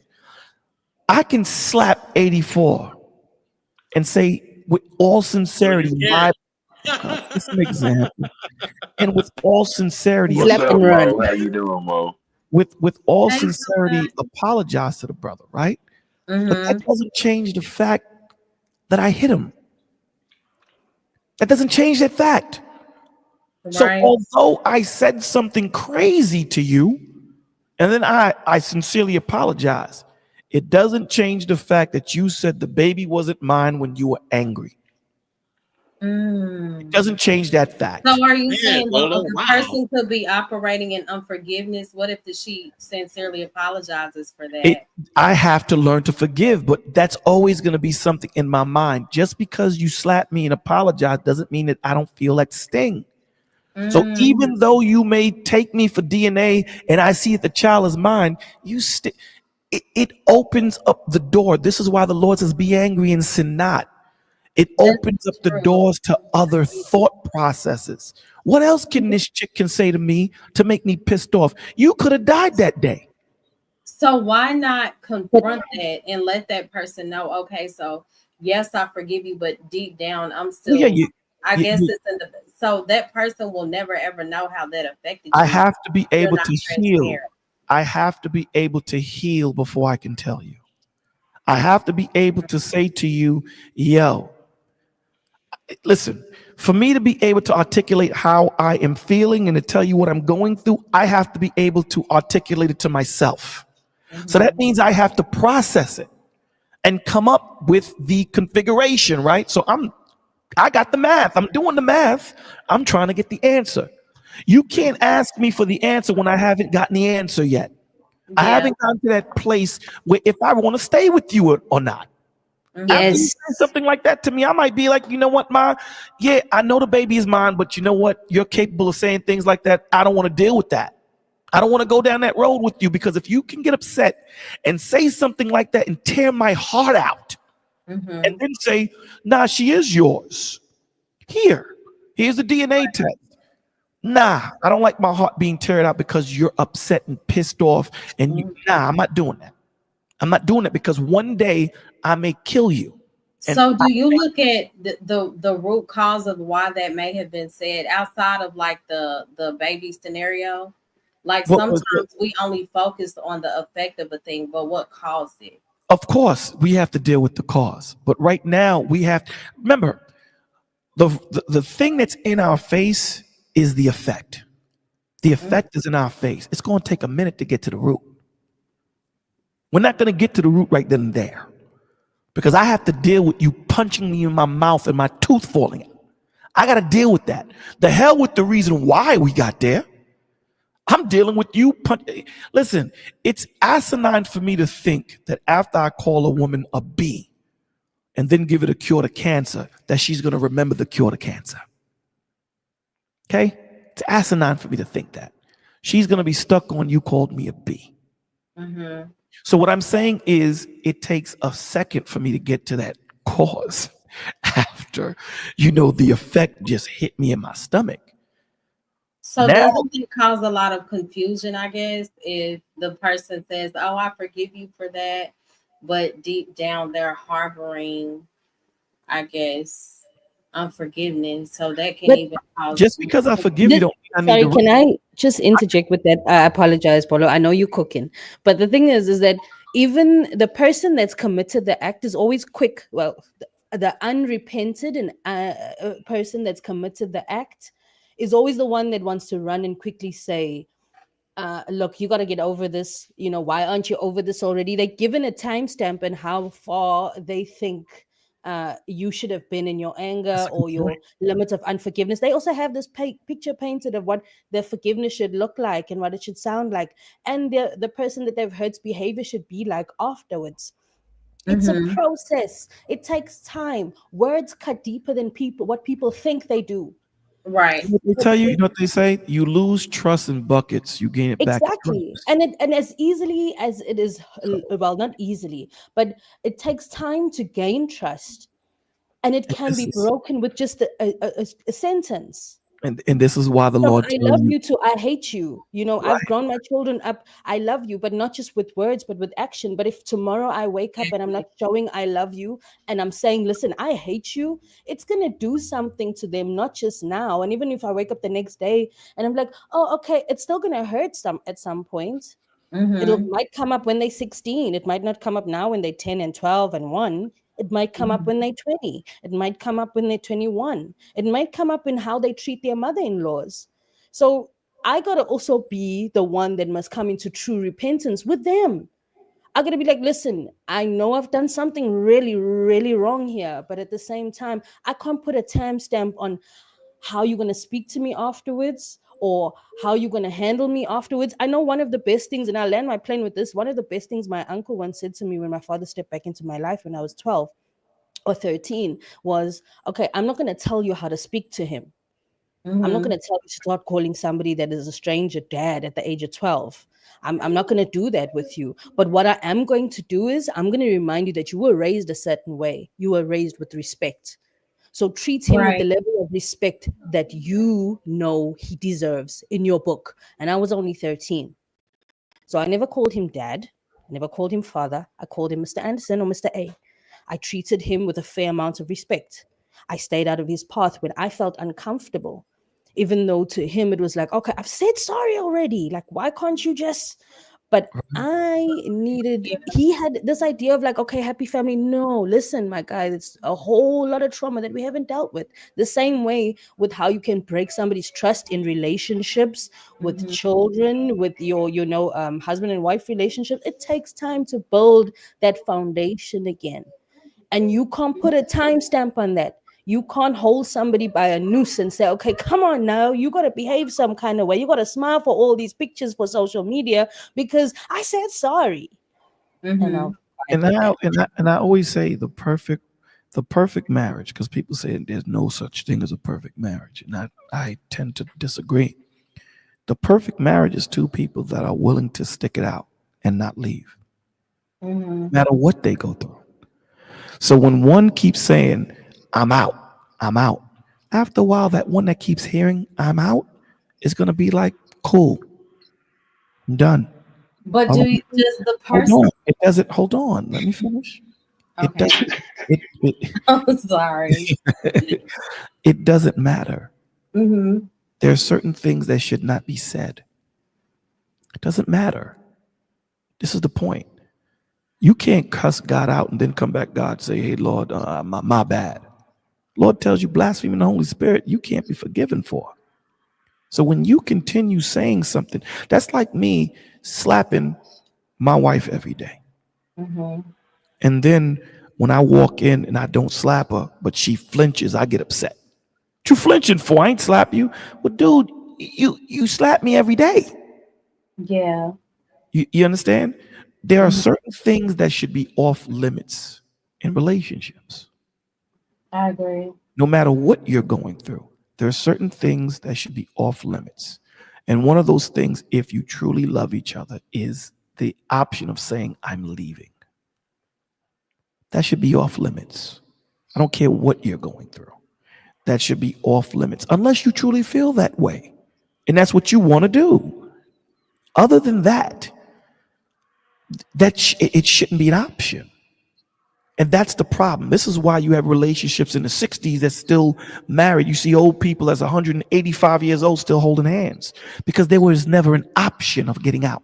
We stuck together, you know. I ain't going nowhere. You stuck with me. I don't care Mm-hmm. what you did or how you spoke. We stuck together. There are certain things that are not said, and they both understand it and they work it out. That's the, Right. are we going to work it out? Okay, So let's work it out. That's yeah. almost impossible So I now. So understand I'm that. not saying But sorry. when y'all were talking about like how a person can respond or be, I guess, disrespectful, and I stated that we always focus on the effect of the thing and not the cause. Mhm. Um, I guess both That's are powerful. are equally Important. important when it comes to relationships, and I think you have to say, okay, I see the effect of something, but you also have to say, I want to understand the cause. And that's not to say that you excuse the behavior, but you also have to understand that you can't ignore the pain behind that thing. Like, Agreed. Agreed. oh, Agreed. But the point that I'm saying to you is we have to deal with the clear and present danger, right? In other words, if my house has a leak and it's burning, what do we that do? sounds one-sided, but I But hear you. what I'm saying is if it's not one sided, if I have a leak in the house and a fire, what are we attacking first, the leak or the fire? Mo? The fire, Why? that's going to uh cause a danger much quicker. It's gonna right. It's gonna destroy the house. Now, once we get the fire contained, we can deal with the cause. We can deal with the cause. Because if we don't deal with the cause, it's going to continue happening, right? Right. And we don't want that to happen. But we have to deal with the effect first, right? Now, Right. sometimes you can simultaneously deal with both. Mm-hmm. You could simultaneously deal with both. But you have to deal with the issue that's at hand now. What's going on now? Let's handle that now and then deal with what the issue is. You know, where where the catalyst was, where the progenitor, where did it progenerate from? Where did it come from? Mm-hmm. Let's deal with that. Um, I agree with you 100%, but there should be certain things that are off the table. And these are things that in relationships you should understand.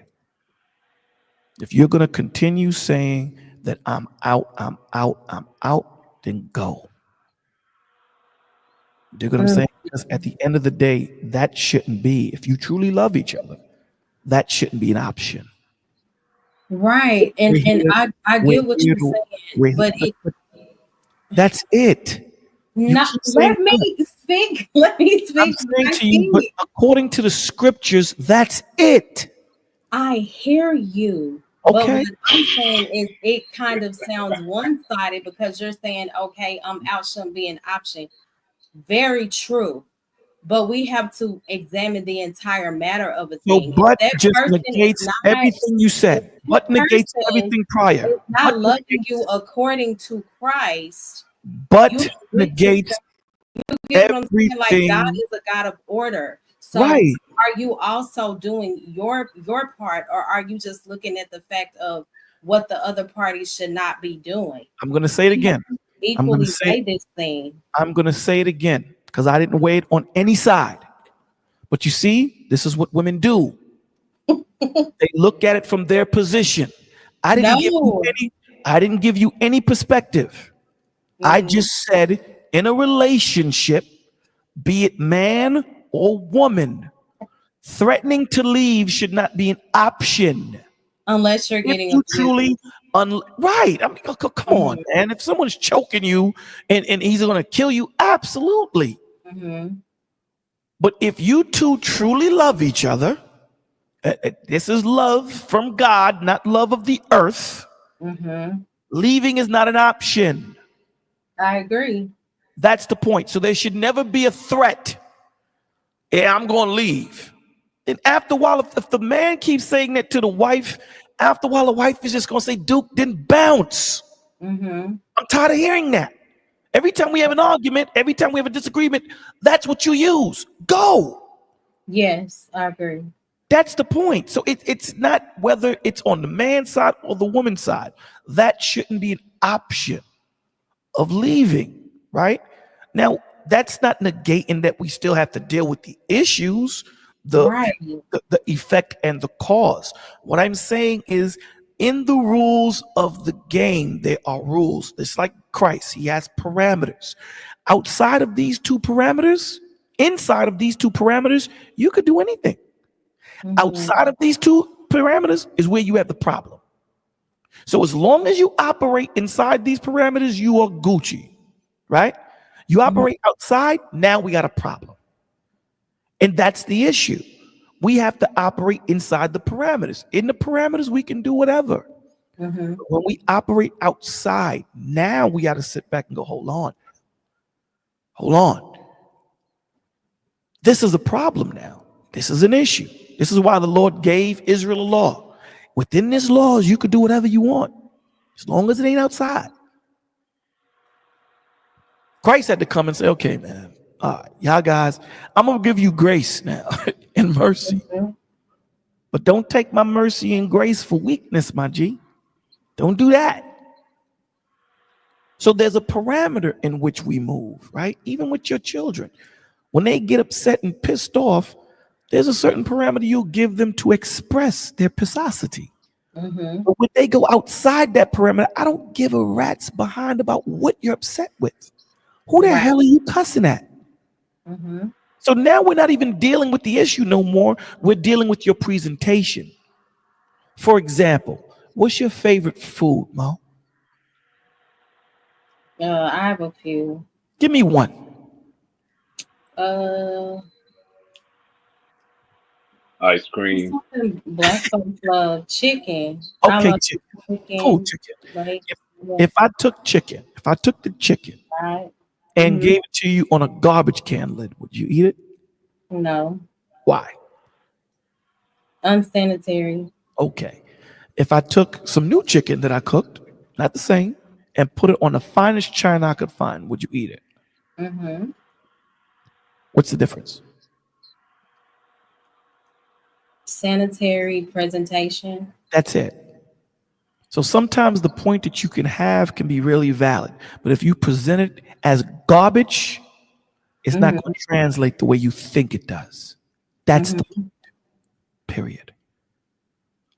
I wish I had a mic drop sound. I would have dropped it. But I think this will do. Ladies and gentlemen, That's the Okay. that was like Okay. Let me ask KMA a question. Hey KMA, if you could unmute real quick. I am here Yeah. in the middle of making rotis. I'm listening. Okay, that's I don't nice. know what Latiz is, but it I sounds love good. KMA. I love your accent. Where are you from? I am from South Africa, currently in KwaZulu Natal, in a really small farm town called Eshore. Oh, Okay. okay. That's cool, family. Okay, you make your so do you make your rotis with curry? okay, I feel you. That's nice. That's nice. I've had rotis though, to be honest. I'm Pakistani heritage though. KMA, do you make your roti with curry? Yeah, I normally make it with like a curry, but this morning my kids sometimes have it just plain because Okay. I make it nice and buttery, nice and soft. Sometimes they act crazy and they put some peanut butter inside. I don't understand it for the life Ain't of me. Wow. nothing But wrong with their that. father's, that's his blood. That got nothing to do with me. Well, let Okay. me ask you a question, KMA. Um, did you feel that I answered your question concisely? I mean, I was I'm known to bloviate a little bit, and I defer to the science, and I know a lot of people they're not avid readers, but I was wondering if um I answered your question appropriately. Oh, Riaz, stop flexing. So Stop. You okay, gotta so stop that. still I'm sorry. Sorry to answer you, Brandon. Yes, I do understand from your scientific point view, and from a knowledge point view. I mean, I love whoever's chopped it up with me. Well, a best knows. Uh, I love knowledge like the next person because I am a writer. I'm an yeah, author, so I love facts. I love fact finding. I love digging into those things. But at the same time, also on that pursuit, I also understand what it's like to apply, what's on paper to real life and what works and what doesn't work. And I love testing out the theory. I right. So love still okay. testing it out. So So still in that man, sense, some of what you said, I could see working. Some I don't necessarily would agree to say I can't see myself applying when it comes to certain things, because I know from personal experience what works and worked for me with mental and Well, emotional anecdotal experience is not issues. science. We Sorry, I can't, we didn't. can't, yeah, anecdotal experience is not science. It's not a, a credible source to believe. So, if I tell you one blade of grass is brown, we have a general idea of the grass being green. Uh, does that mean that the grass isn't green just because of this one statistical anomaly? See, that's how personal experiences work. Because just because one person has a perception of difference in this large myriad of people with all of their own individual experiences, we can't say that we can't use that as uh, to be statistically significant. It requires um, an average of over 95% to be statistically significant. So basically, we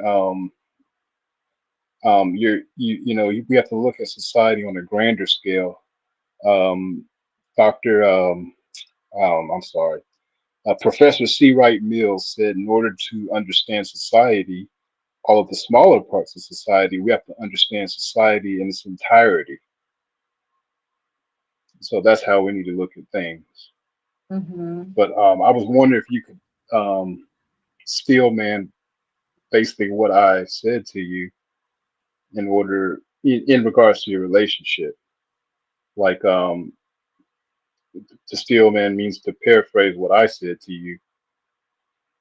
I want this is a Socratic means of helping you to understand what I'm telling you. So what I want you to do is understand, the process of healing trauma and how it is a process.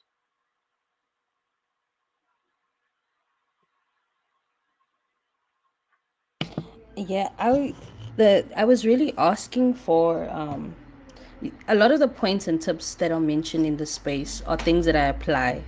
And again, best knows me. I think the best on this panel, because he's spoken to my husband and I privately, and we've done a lot of lives together. But um, there's so much privately that he knows that Mm-hmm. even with the points that you guys had spoken about are things that we've applied and we are applying in our 11 years. Doesn't mean it's been easy. As Bolo even mentioned, some days I just don't like you, and that's something we also made very clear to someone some Mm-hmm. years back, when they were like, you guys have such a good understanding and you look so good together. Like, this was not us like 2 years back. This was not us a year ago. We learning.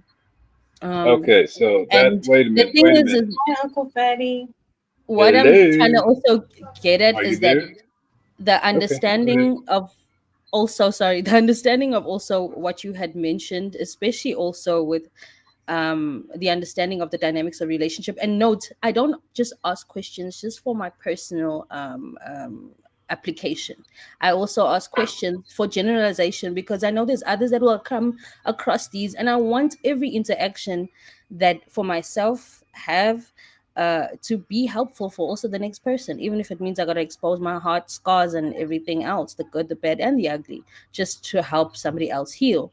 So Mm-hmm. now, when I asked the question to the room, was basically to also get some points that will help other men, women, possible people that maybe even also want to get married, also into understanding what we got to do to be better for also the next person.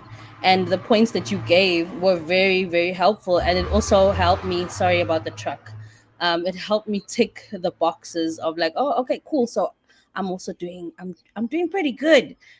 This year we're winning, Kim. We're not failing the understanding test of what my husband's processes, and constantly creating a peaceful space. So you really hit a lot of things on the head. Well, Mm-hmm. yeah. Here's what I would suggest. Just like a lot of people, we just do not have the proper education. This is no indictment on you. or anybody else on the panel. We don't have the proper education to deal with these things. We need, I mean, I don't know how many people often consult or look at, actual clinical data of um, how these are social dynamics and how the brain works in these social environments, and they don't know about the hundreds of years that we've been studying phenomena such as trauma. And I think it's important for us to crack open a book or two and just read about these things, and you know educate ourselves on how our partners, and understand that gives a, a way better understanding of some of the things that they're going through, and some of the things that you will incur in your relationships. The big trend is this attachment style and attachment theory, and everybody's like all the big YouTubers are talking about that in their videos now. But yeah, this stuff hasn't been deleted out of our National Library of Medicine. So I think everybody needs to defer to that, and look at some of that clinical data about it. And hey, we might be able to understand what our partners are going through. We might be able to understand the fact that we cannot solve our emotional trauma and our mental illnesses by ourselves. We have to use therapy, behavioral cognitive therapy, not just medicines. And we have to pray. We got to get on our knees and pray, give it to God. Yes. So just everybody remember that if you have emotional trauma, especially in your childhood, especially, then it's time to hit that therapist up. Go to your primary care physician, and he will refer you to a therapist in your area. Make sure he's good, he or she is good. You can often pick the sex. The sexes are different when you pick your therapist, Mm-hmm. and that's what we need to do. Yes, I agree. Yes, I Can the mean, Holy Spirit be your therapist too? Because Yeah. that's the route not just I've that. decided No, to hold up, take. hold up. Stop the show. Stop the show. We have to be practical about we can't just read everything in the Bible and not do it. We have to, faith without works is dead. We have to Mhm. be practical about it. You can pray, yeah, that works, but you need to step over to that clinical, the clinician too. Well, the I Holy mean, Spirit, it the says Holy that Spirit will guide you. The Holy Spirit will guide you to, to where you need to be in that aspect. exactly like So, right. it may not be clinical. It could be a loved one. It could be someone that spiritually guides you in things of that nature. You know what I'm saying? Or it could Yeah, be like what my man Nesbitt saying, a, clinical therapist. You know what I'm saying? Wherever the yeah, spirit leads you. But I just want to say, man, I'm a dipset. I got to break out. Nesbitt, reach out to me. We got to finish talking. Mr. yeah, Best, man. I promise you, I will call you this week. no doubt, my G. 84 soap, whatever name you going by today, my G. I'm a holler. Understandable. Riaz, is always good to hear you, my man. Same here, man.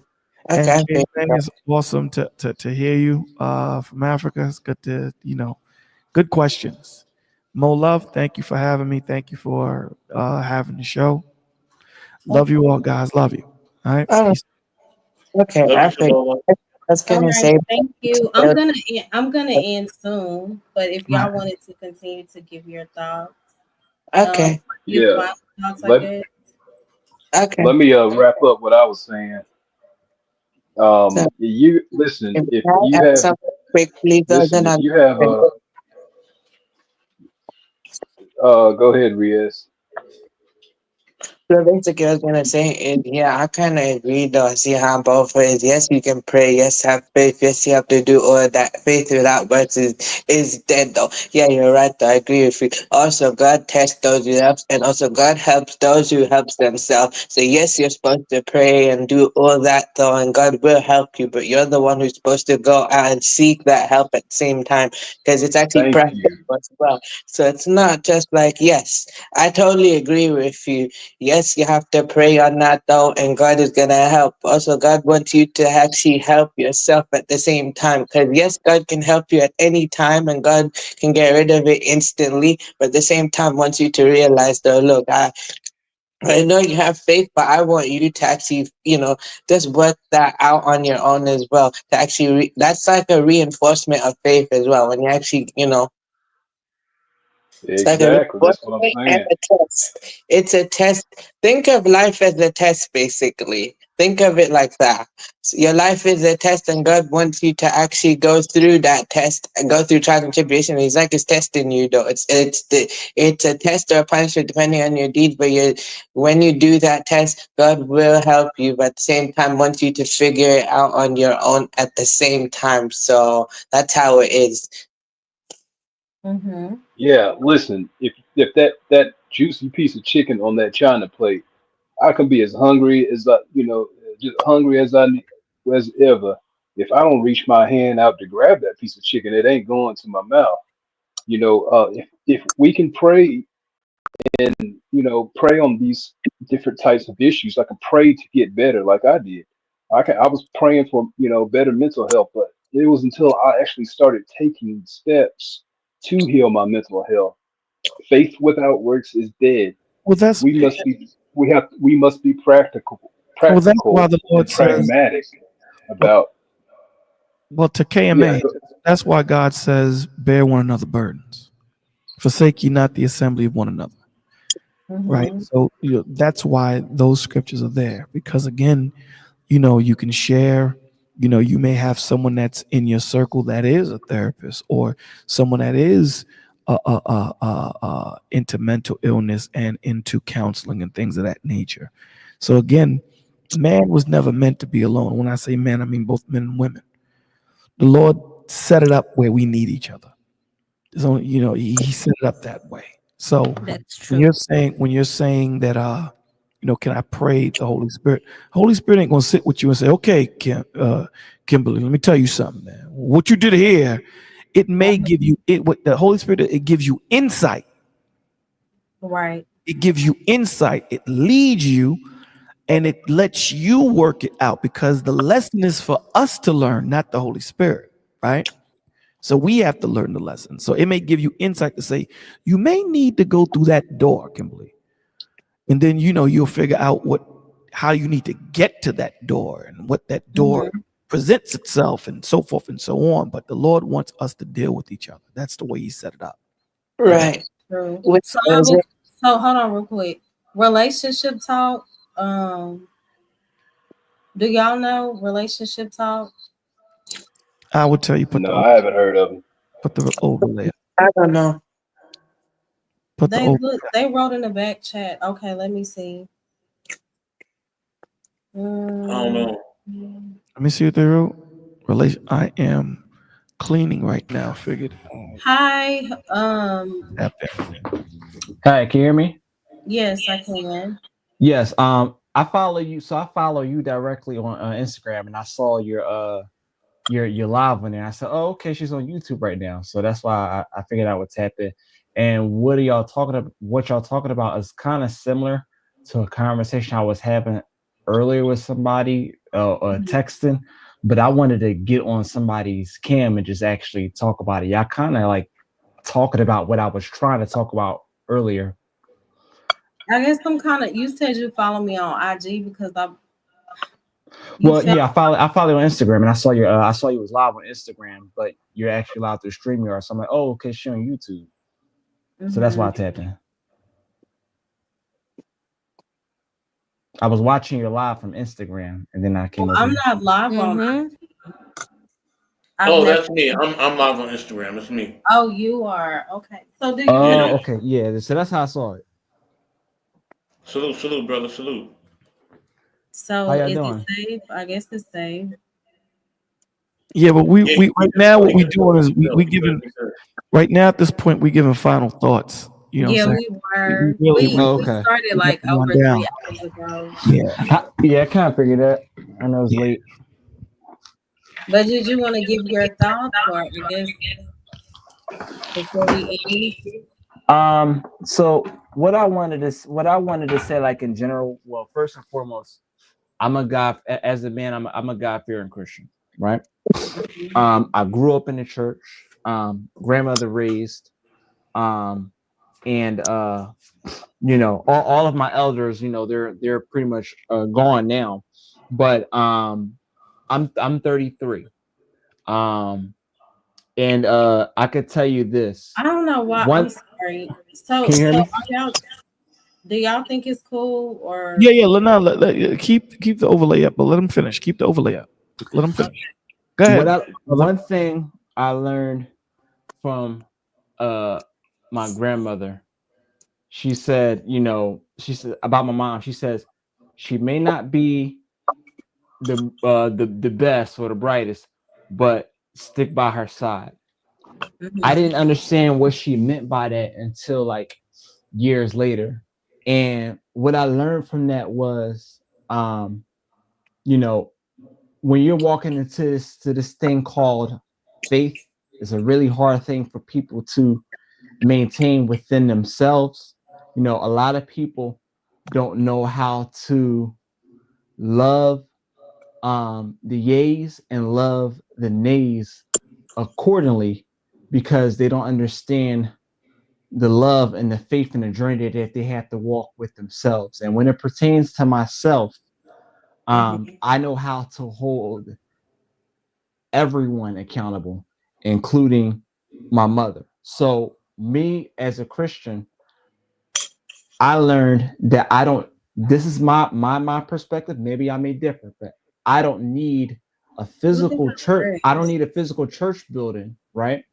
Mhm. To to carry the faith and the God that's in me. I don't need a church building for that.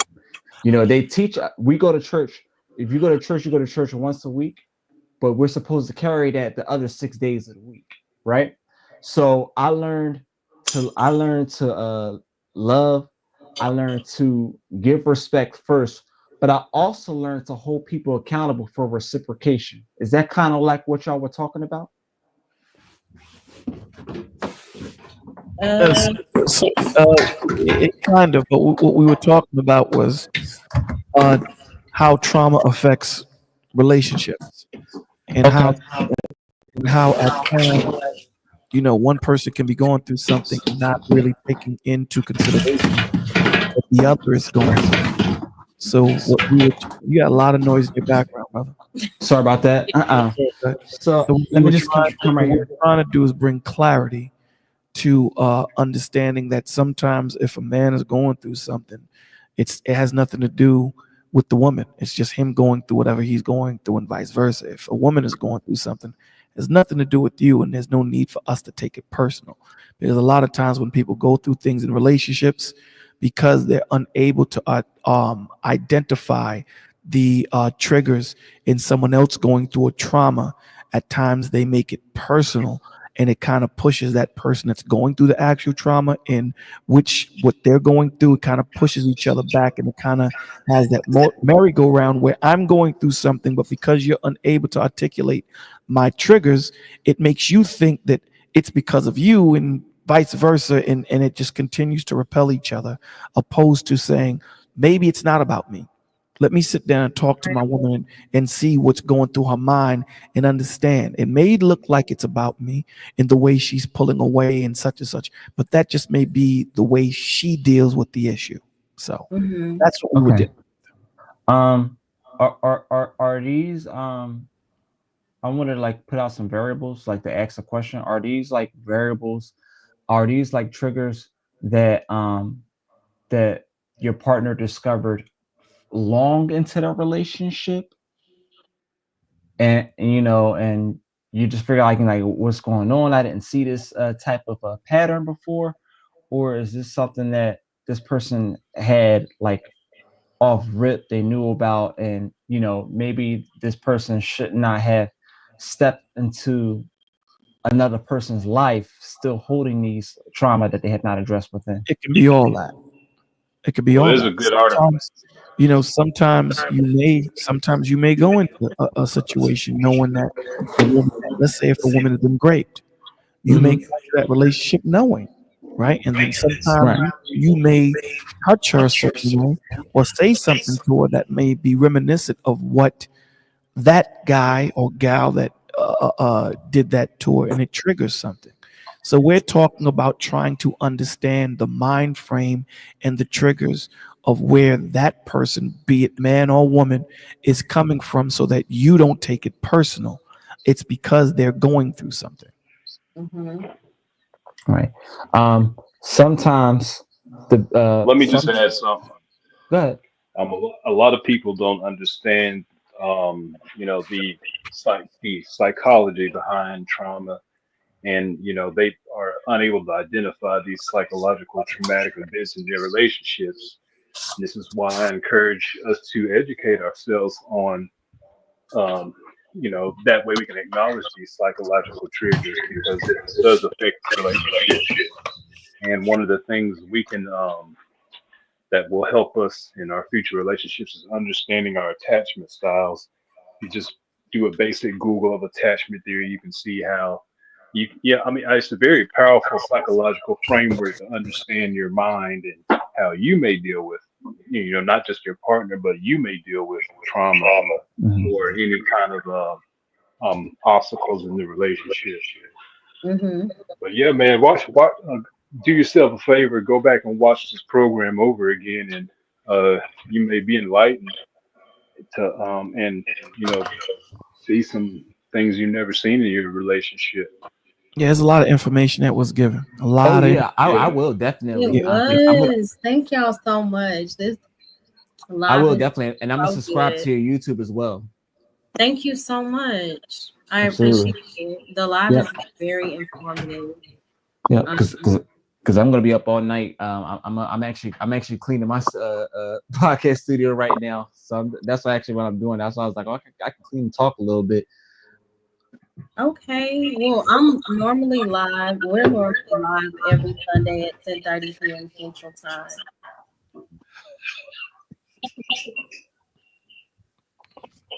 Okay. Okay. So final thoughts, everyone.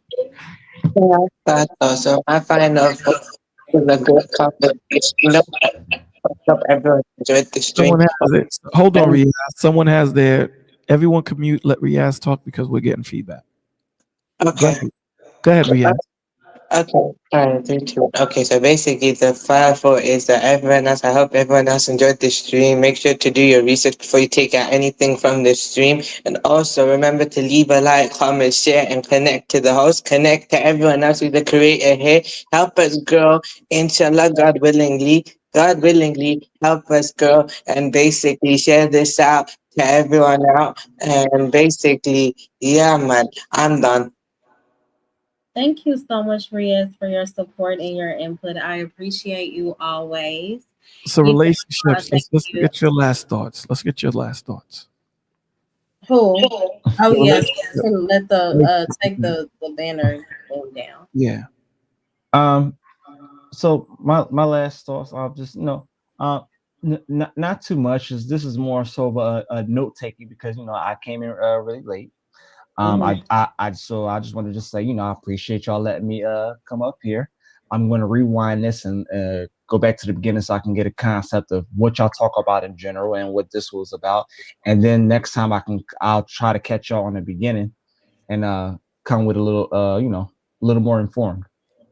Okay, well, I appreciate you so much, and be sure to tune back in whenever you can. Absolutely. Okay, Have a thank blessed night, my G. you. You Blessed too. night.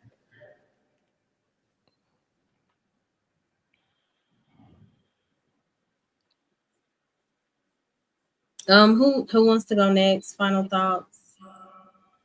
KMA 84, I love Brandon. the banner. That's all I'm gonna say. I love that banner. My sister Sending makes came eggs. Thank you. real quick. I love it. Well, my final thoughts is just I love that you guys are having such good, wholesome conversations. Uh, Hmm. and it's very educational, insightful, as well as not for just everyone on the panel, but um, for others that are also going to come back and listen to this. So we just I pray that you guys continue to have such awesome dialect, and dialogue on here, because not everyone can have these topics and Hmm. discussions without people knocking heads too much, so Right. and turning ugly. That's why I've actually stepped away from hopping on these many spaces. Mhm. Because I don't want to mess myself up spiritually. I don't want to feel some kind of way, because I've been cleaning up my house, meaning my heart, my mind, my spiritual, Mhm. my spirit man. So that's why I don't really hop on these spaces. But it was really good, because I even walking away from this, I still feel good. There's some Good. pointers I know I'm gonna go back and I'll try and brush up Mhm. on. And yeah, even though, as I said, we don't all agree with everything being said, but we respect each other enough to say, okay, cool, that worked for you, this worked for me. I'll educate myself on the matter a little bit, but then it's all good as long as we're on the process of healing and coming out better. So those are just my final thoughts.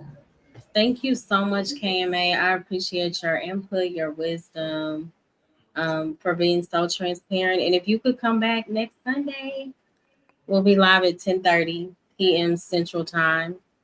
I know That would you're be my Monday morning, so I'm sure I'll be available. okay. Yay. Well, I look forward to seeing you again. Thank you so much. Hey, Um, KMA, I 84. like. Oh, Oh, go ahead, 84. oh, whoever wanted to go. I'll Brandon, go. go ahead, Or bro. go ahead, 84. Okay. No, no, go ahead, go ahead, go Um. ahead. Okay. Yeah. I just wanted to ask KMA what were her disagreements because I did provide a large basis of empirical data to um to back up what I was trying to elucidate in regards to the aspect of trauma. So, what were some of the things that you disagreed with? I think it comes back to, well, for me, because remember we're on different sides of the globe. It comes back to a cultural difference, right?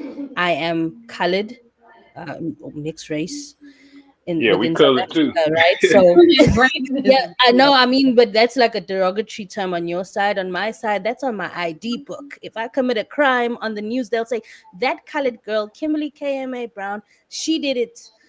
So on your Okay, so news, what were it your looks very different. disagreements? But the thing is as I said, the disagreements, and this comes off on a lot of other platforms as well, and not just with you.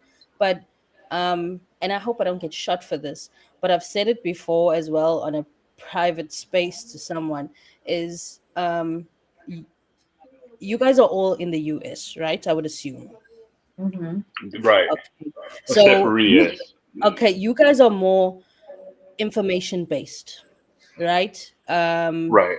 And it's always, not always, but more of a stats and information and the science, and all the paperwork behind it.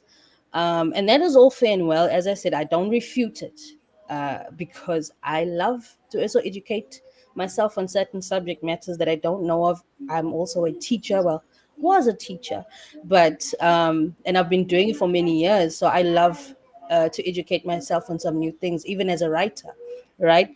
Because I Yeah. don't know everything. But at the same time, when it comes to certain things, when I look at it culturally for myself, what has been applied where I'm at, we don't just stats, stats, stats. We're not just statistics, statistics, statistics kind of people, especially here in my small hometown. It's more of, okay, let's see what works and what doesn't work. And with the newer generation like myself, yeah, we will maybe go into the science a little bit and try and as I said, I don't refute also seeking help from a counselor or psychologist. That's good for some people. It will work. For my personal experiences, writing was my best outlet for the healing process, right? That's personal experience. I don't want to disassociate myself from things because sometimes when we sometimes, speak about some topics or subject matters, we disassociate ourselves with, which then also doesn't help somebody that's listening relate to a subject matter. I always want to be part of something where I can say, oh, I relate to that, I can talk about it because I've been through the experience. If I haven't been through the experience, I'm going to be like, oh, okay, that's new. I'll hear about it, I'll listen to it. I don't know if I'll try it, I'll read up on it, but then I'll make my own assumption afterwards, right? So which is why I say I can say, okay, cool, yeah, reading of the word, cool, prayer, I'm with you, brother. Um, the full on use of maybe medical medication within the healing process, I'm gonna be like, woo, wait, okay, maybe that can work for someone else, but not for me. So that's why I say there's some things we can agree on when it comes to the use of science with the healing process of the mind, the body, the emotion, the emotional growth. Even the Kimberly that's talking to you now was not the Kimberly that was this person that I'm grounded in right now. I might Mhm. seem very wise, but I was not this way. And even now, I'm still crying out to the Lord for wisdom. And wisdom also came from personal experiences because of some things that I had to go through, right? And also understanding that some things are spiritual, which is also going to make me understand that science is not going to help me deal with the spiritual aspect of depression and anxiety that I had to face personally. I had to understand that Right. some things were demons and I had to attack them spiritually. I also had to Mhm. understand that as much as, yes, the Holy Spirit will give me guidance, but he'll lead me to all things because that's what his word said. He guides you through all things, he leads you to all things. I still, yes, got to make the action. I still got to take the step. I still got to make the moves. I still, like now, I still got to get up. I still got to do some things while my husband rests and enjoys his rest, getting ready for his night shift. I still got to get up. I still got to be my role and play my role as a mom, as a wife, as a helpmate. Because that's also what I'm praying for now. Is my next prayer is like, okay, Lord, help me be a better helpmate. It was Mhm. first help me to be better for me, right? Right. And it was help me to be better, Lord, just in general for society, because I don't want to kill everybody or shoot everybody because I'm in my feelings. But now also because I'm more grounded in the process of writing, help me overcome depression and anxiety. Writing and a relationship with God. First, writing helped me overcome it when I was in the world. And then when I came to Christ, writing helped me and Christ main source helped me overcome the demonic forces behind anxiety and depression. So which is why I say there is a I won't say a difference, but there is a small subject matter of differences when it comes to those things, because I'll go back and be like, okay, but Lord, this is how I overcame this. I know it's not going to be for everyone, but this is how I overcame depression, because I understood it was voices speaking to me. There were voices telling me I'm not good enough. There were voices telling me, and I know there's probably a name for it as well. Maybe I'll go and figure it out. Maybe I won't. But I overcame that by the word and by questioning and filtering all those things out, by bringing every thought into obedience to the word of God, and be like, mm-mm, that's not the right thought. That, like, now I filter those thoughts out, not because of medication, but because of being grounded in First Corinthians, 13, and also eating off of the word and not just living off of bread alone, by fasting, by working on my relationship with Jesus. So this is why I say there is a thing of like, okay, yeah, I agree with you. Some people really do, you need something to calm you down and get you to, because some people can be too erratic and they need something to calm down medically. But then again, at the same time, because of where my relationship is now with Christ, with my family, with myself, with my husband, I have control over my emotions because the word of God says take captive of also that, and also filter out your heart. And not every thought and every emotion is from God. The heart is deceptive. So I gotta stop myself as a child of God that is rooted in the word and be like, heart, come on. My children sometimes think I'm crazy because I'm like, heart, you're being deceptive. You're being deceptive. Sharon is not ignoring you on purpose. He's also dealing with some things. That's why even when Bolo was talking about how some females feel rejected when a man is quiet, I'm like, ooh, that hit home because I know what it feels like. And I've had to filter out emotions and things that are in my heart because my heart could be deceptive and be succumb to the flesh and be like, oh my gosh, he's not talking to Hey, you. KMA, Okay, so I'll KMA. let you say that. I just asked one question, but I thank you for your whole bio, yeah, Michael, autobiology. The thing is, I had to break it down that way because we come Yeah, from she totally broke it down different clearly. She broke it spaces. down clearly. Yeah, Making sure let's go ahead and land that plane, though. Good not Jesus, bad. So I ain't riding in the car with you. nah, Nesbitt, give your last thoughts, brother. Go ahead, your last thought. Okay, all right. Well, I love each and every one of y'all dearly. Love you I too. yeah, I do think that I'm very sensitive and aware and cognizant of the phenomenon that trauma affects women twice as much as it does men. The data shows that, even though KMA doesn't believe that data, supposedly. I'm just playing. But yeah, yes, I do believe, you know, that science is the way we heal the mind. As KMA said, she has her own different ways of dealing with trauma in her life. That's cool. Everybody has their own way of, they have their own responses to dealing with trauma. And I think that's good. If you can heal the trauma in your life through whatever you do in your, to, that could be spa treatments, ASMR. That's what a lot of people do. But understand that we have to be pragmatic and practical at healing the mind.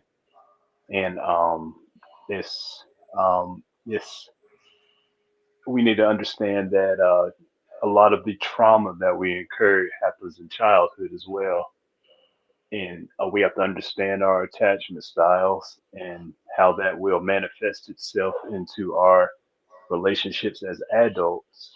So I think it's important for everybody to educate themselves as much as possible on, human psychology, especially in regards to relationships. I believe that if we were a little bit more educated in our relationships, we wouldn't see the divorce rate being so high because, we just have such this whole battle of the sexes thing. And, I think Mm-hmm. that's what's red pill talk is so centered around. But yeah, landing my plane, I think that, talks like these are just one step of many to deal with and elucidate the phenomenon of trauma Mm-hmm. on in our personal lives and relationships. So those are my thoughts. All right, 84. Um,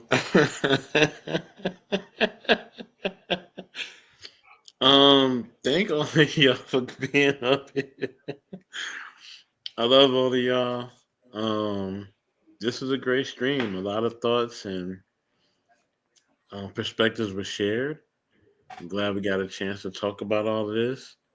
And even in the midst of our differences or our um, our ways of thinking, we can always come to an understanding. So that's good. But also, if you're dealing with trauma, depression, any of those things of that nature, always do what you can to reach out and to and to basically seek help. You know, Bola, I Thank know you you. Get Bola. therapy.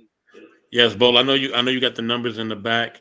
As always, you got all the numbers. So if you could just throw those numbers in the chat real quick, if you don't mind. Um, you know what I mean? So yeah, please seek help if need be. you Mhm. know, spiritually or otherwise. And yeah, um, I mean, you had to make me go last, man. I didn't want to go last, but it's all good. But love y'all, appreciate you. Um, you know, I mean, you already know what it is. KMA, good to see you, family. You know, glad you're up here.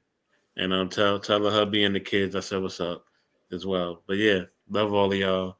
And Bolo, I'm gonna call you back too. I'm not been busy. Please. I'll call you back. All You know what I right. mean?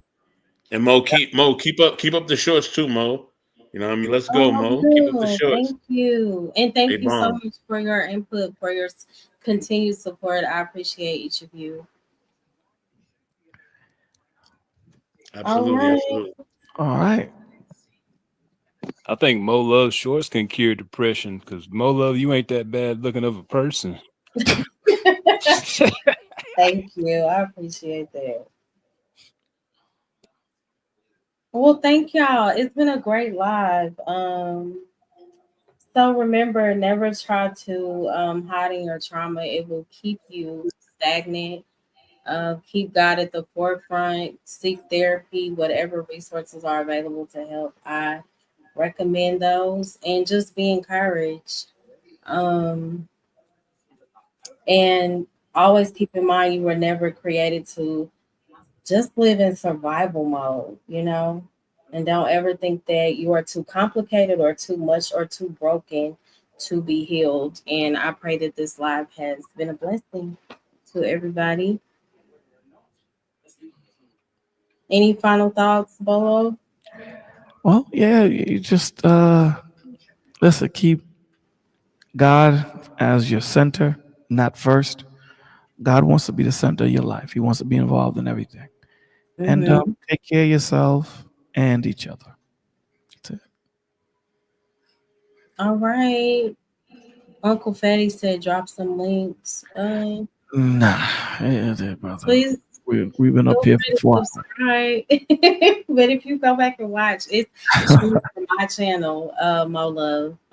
But I appreciate each of you so much. Have a blessed night. We'll be back next Sunday night, 10:30 p.m. Central Time. Bye, guys. See y'all Peace. later. All right. All right. Bye. Bye. Bye.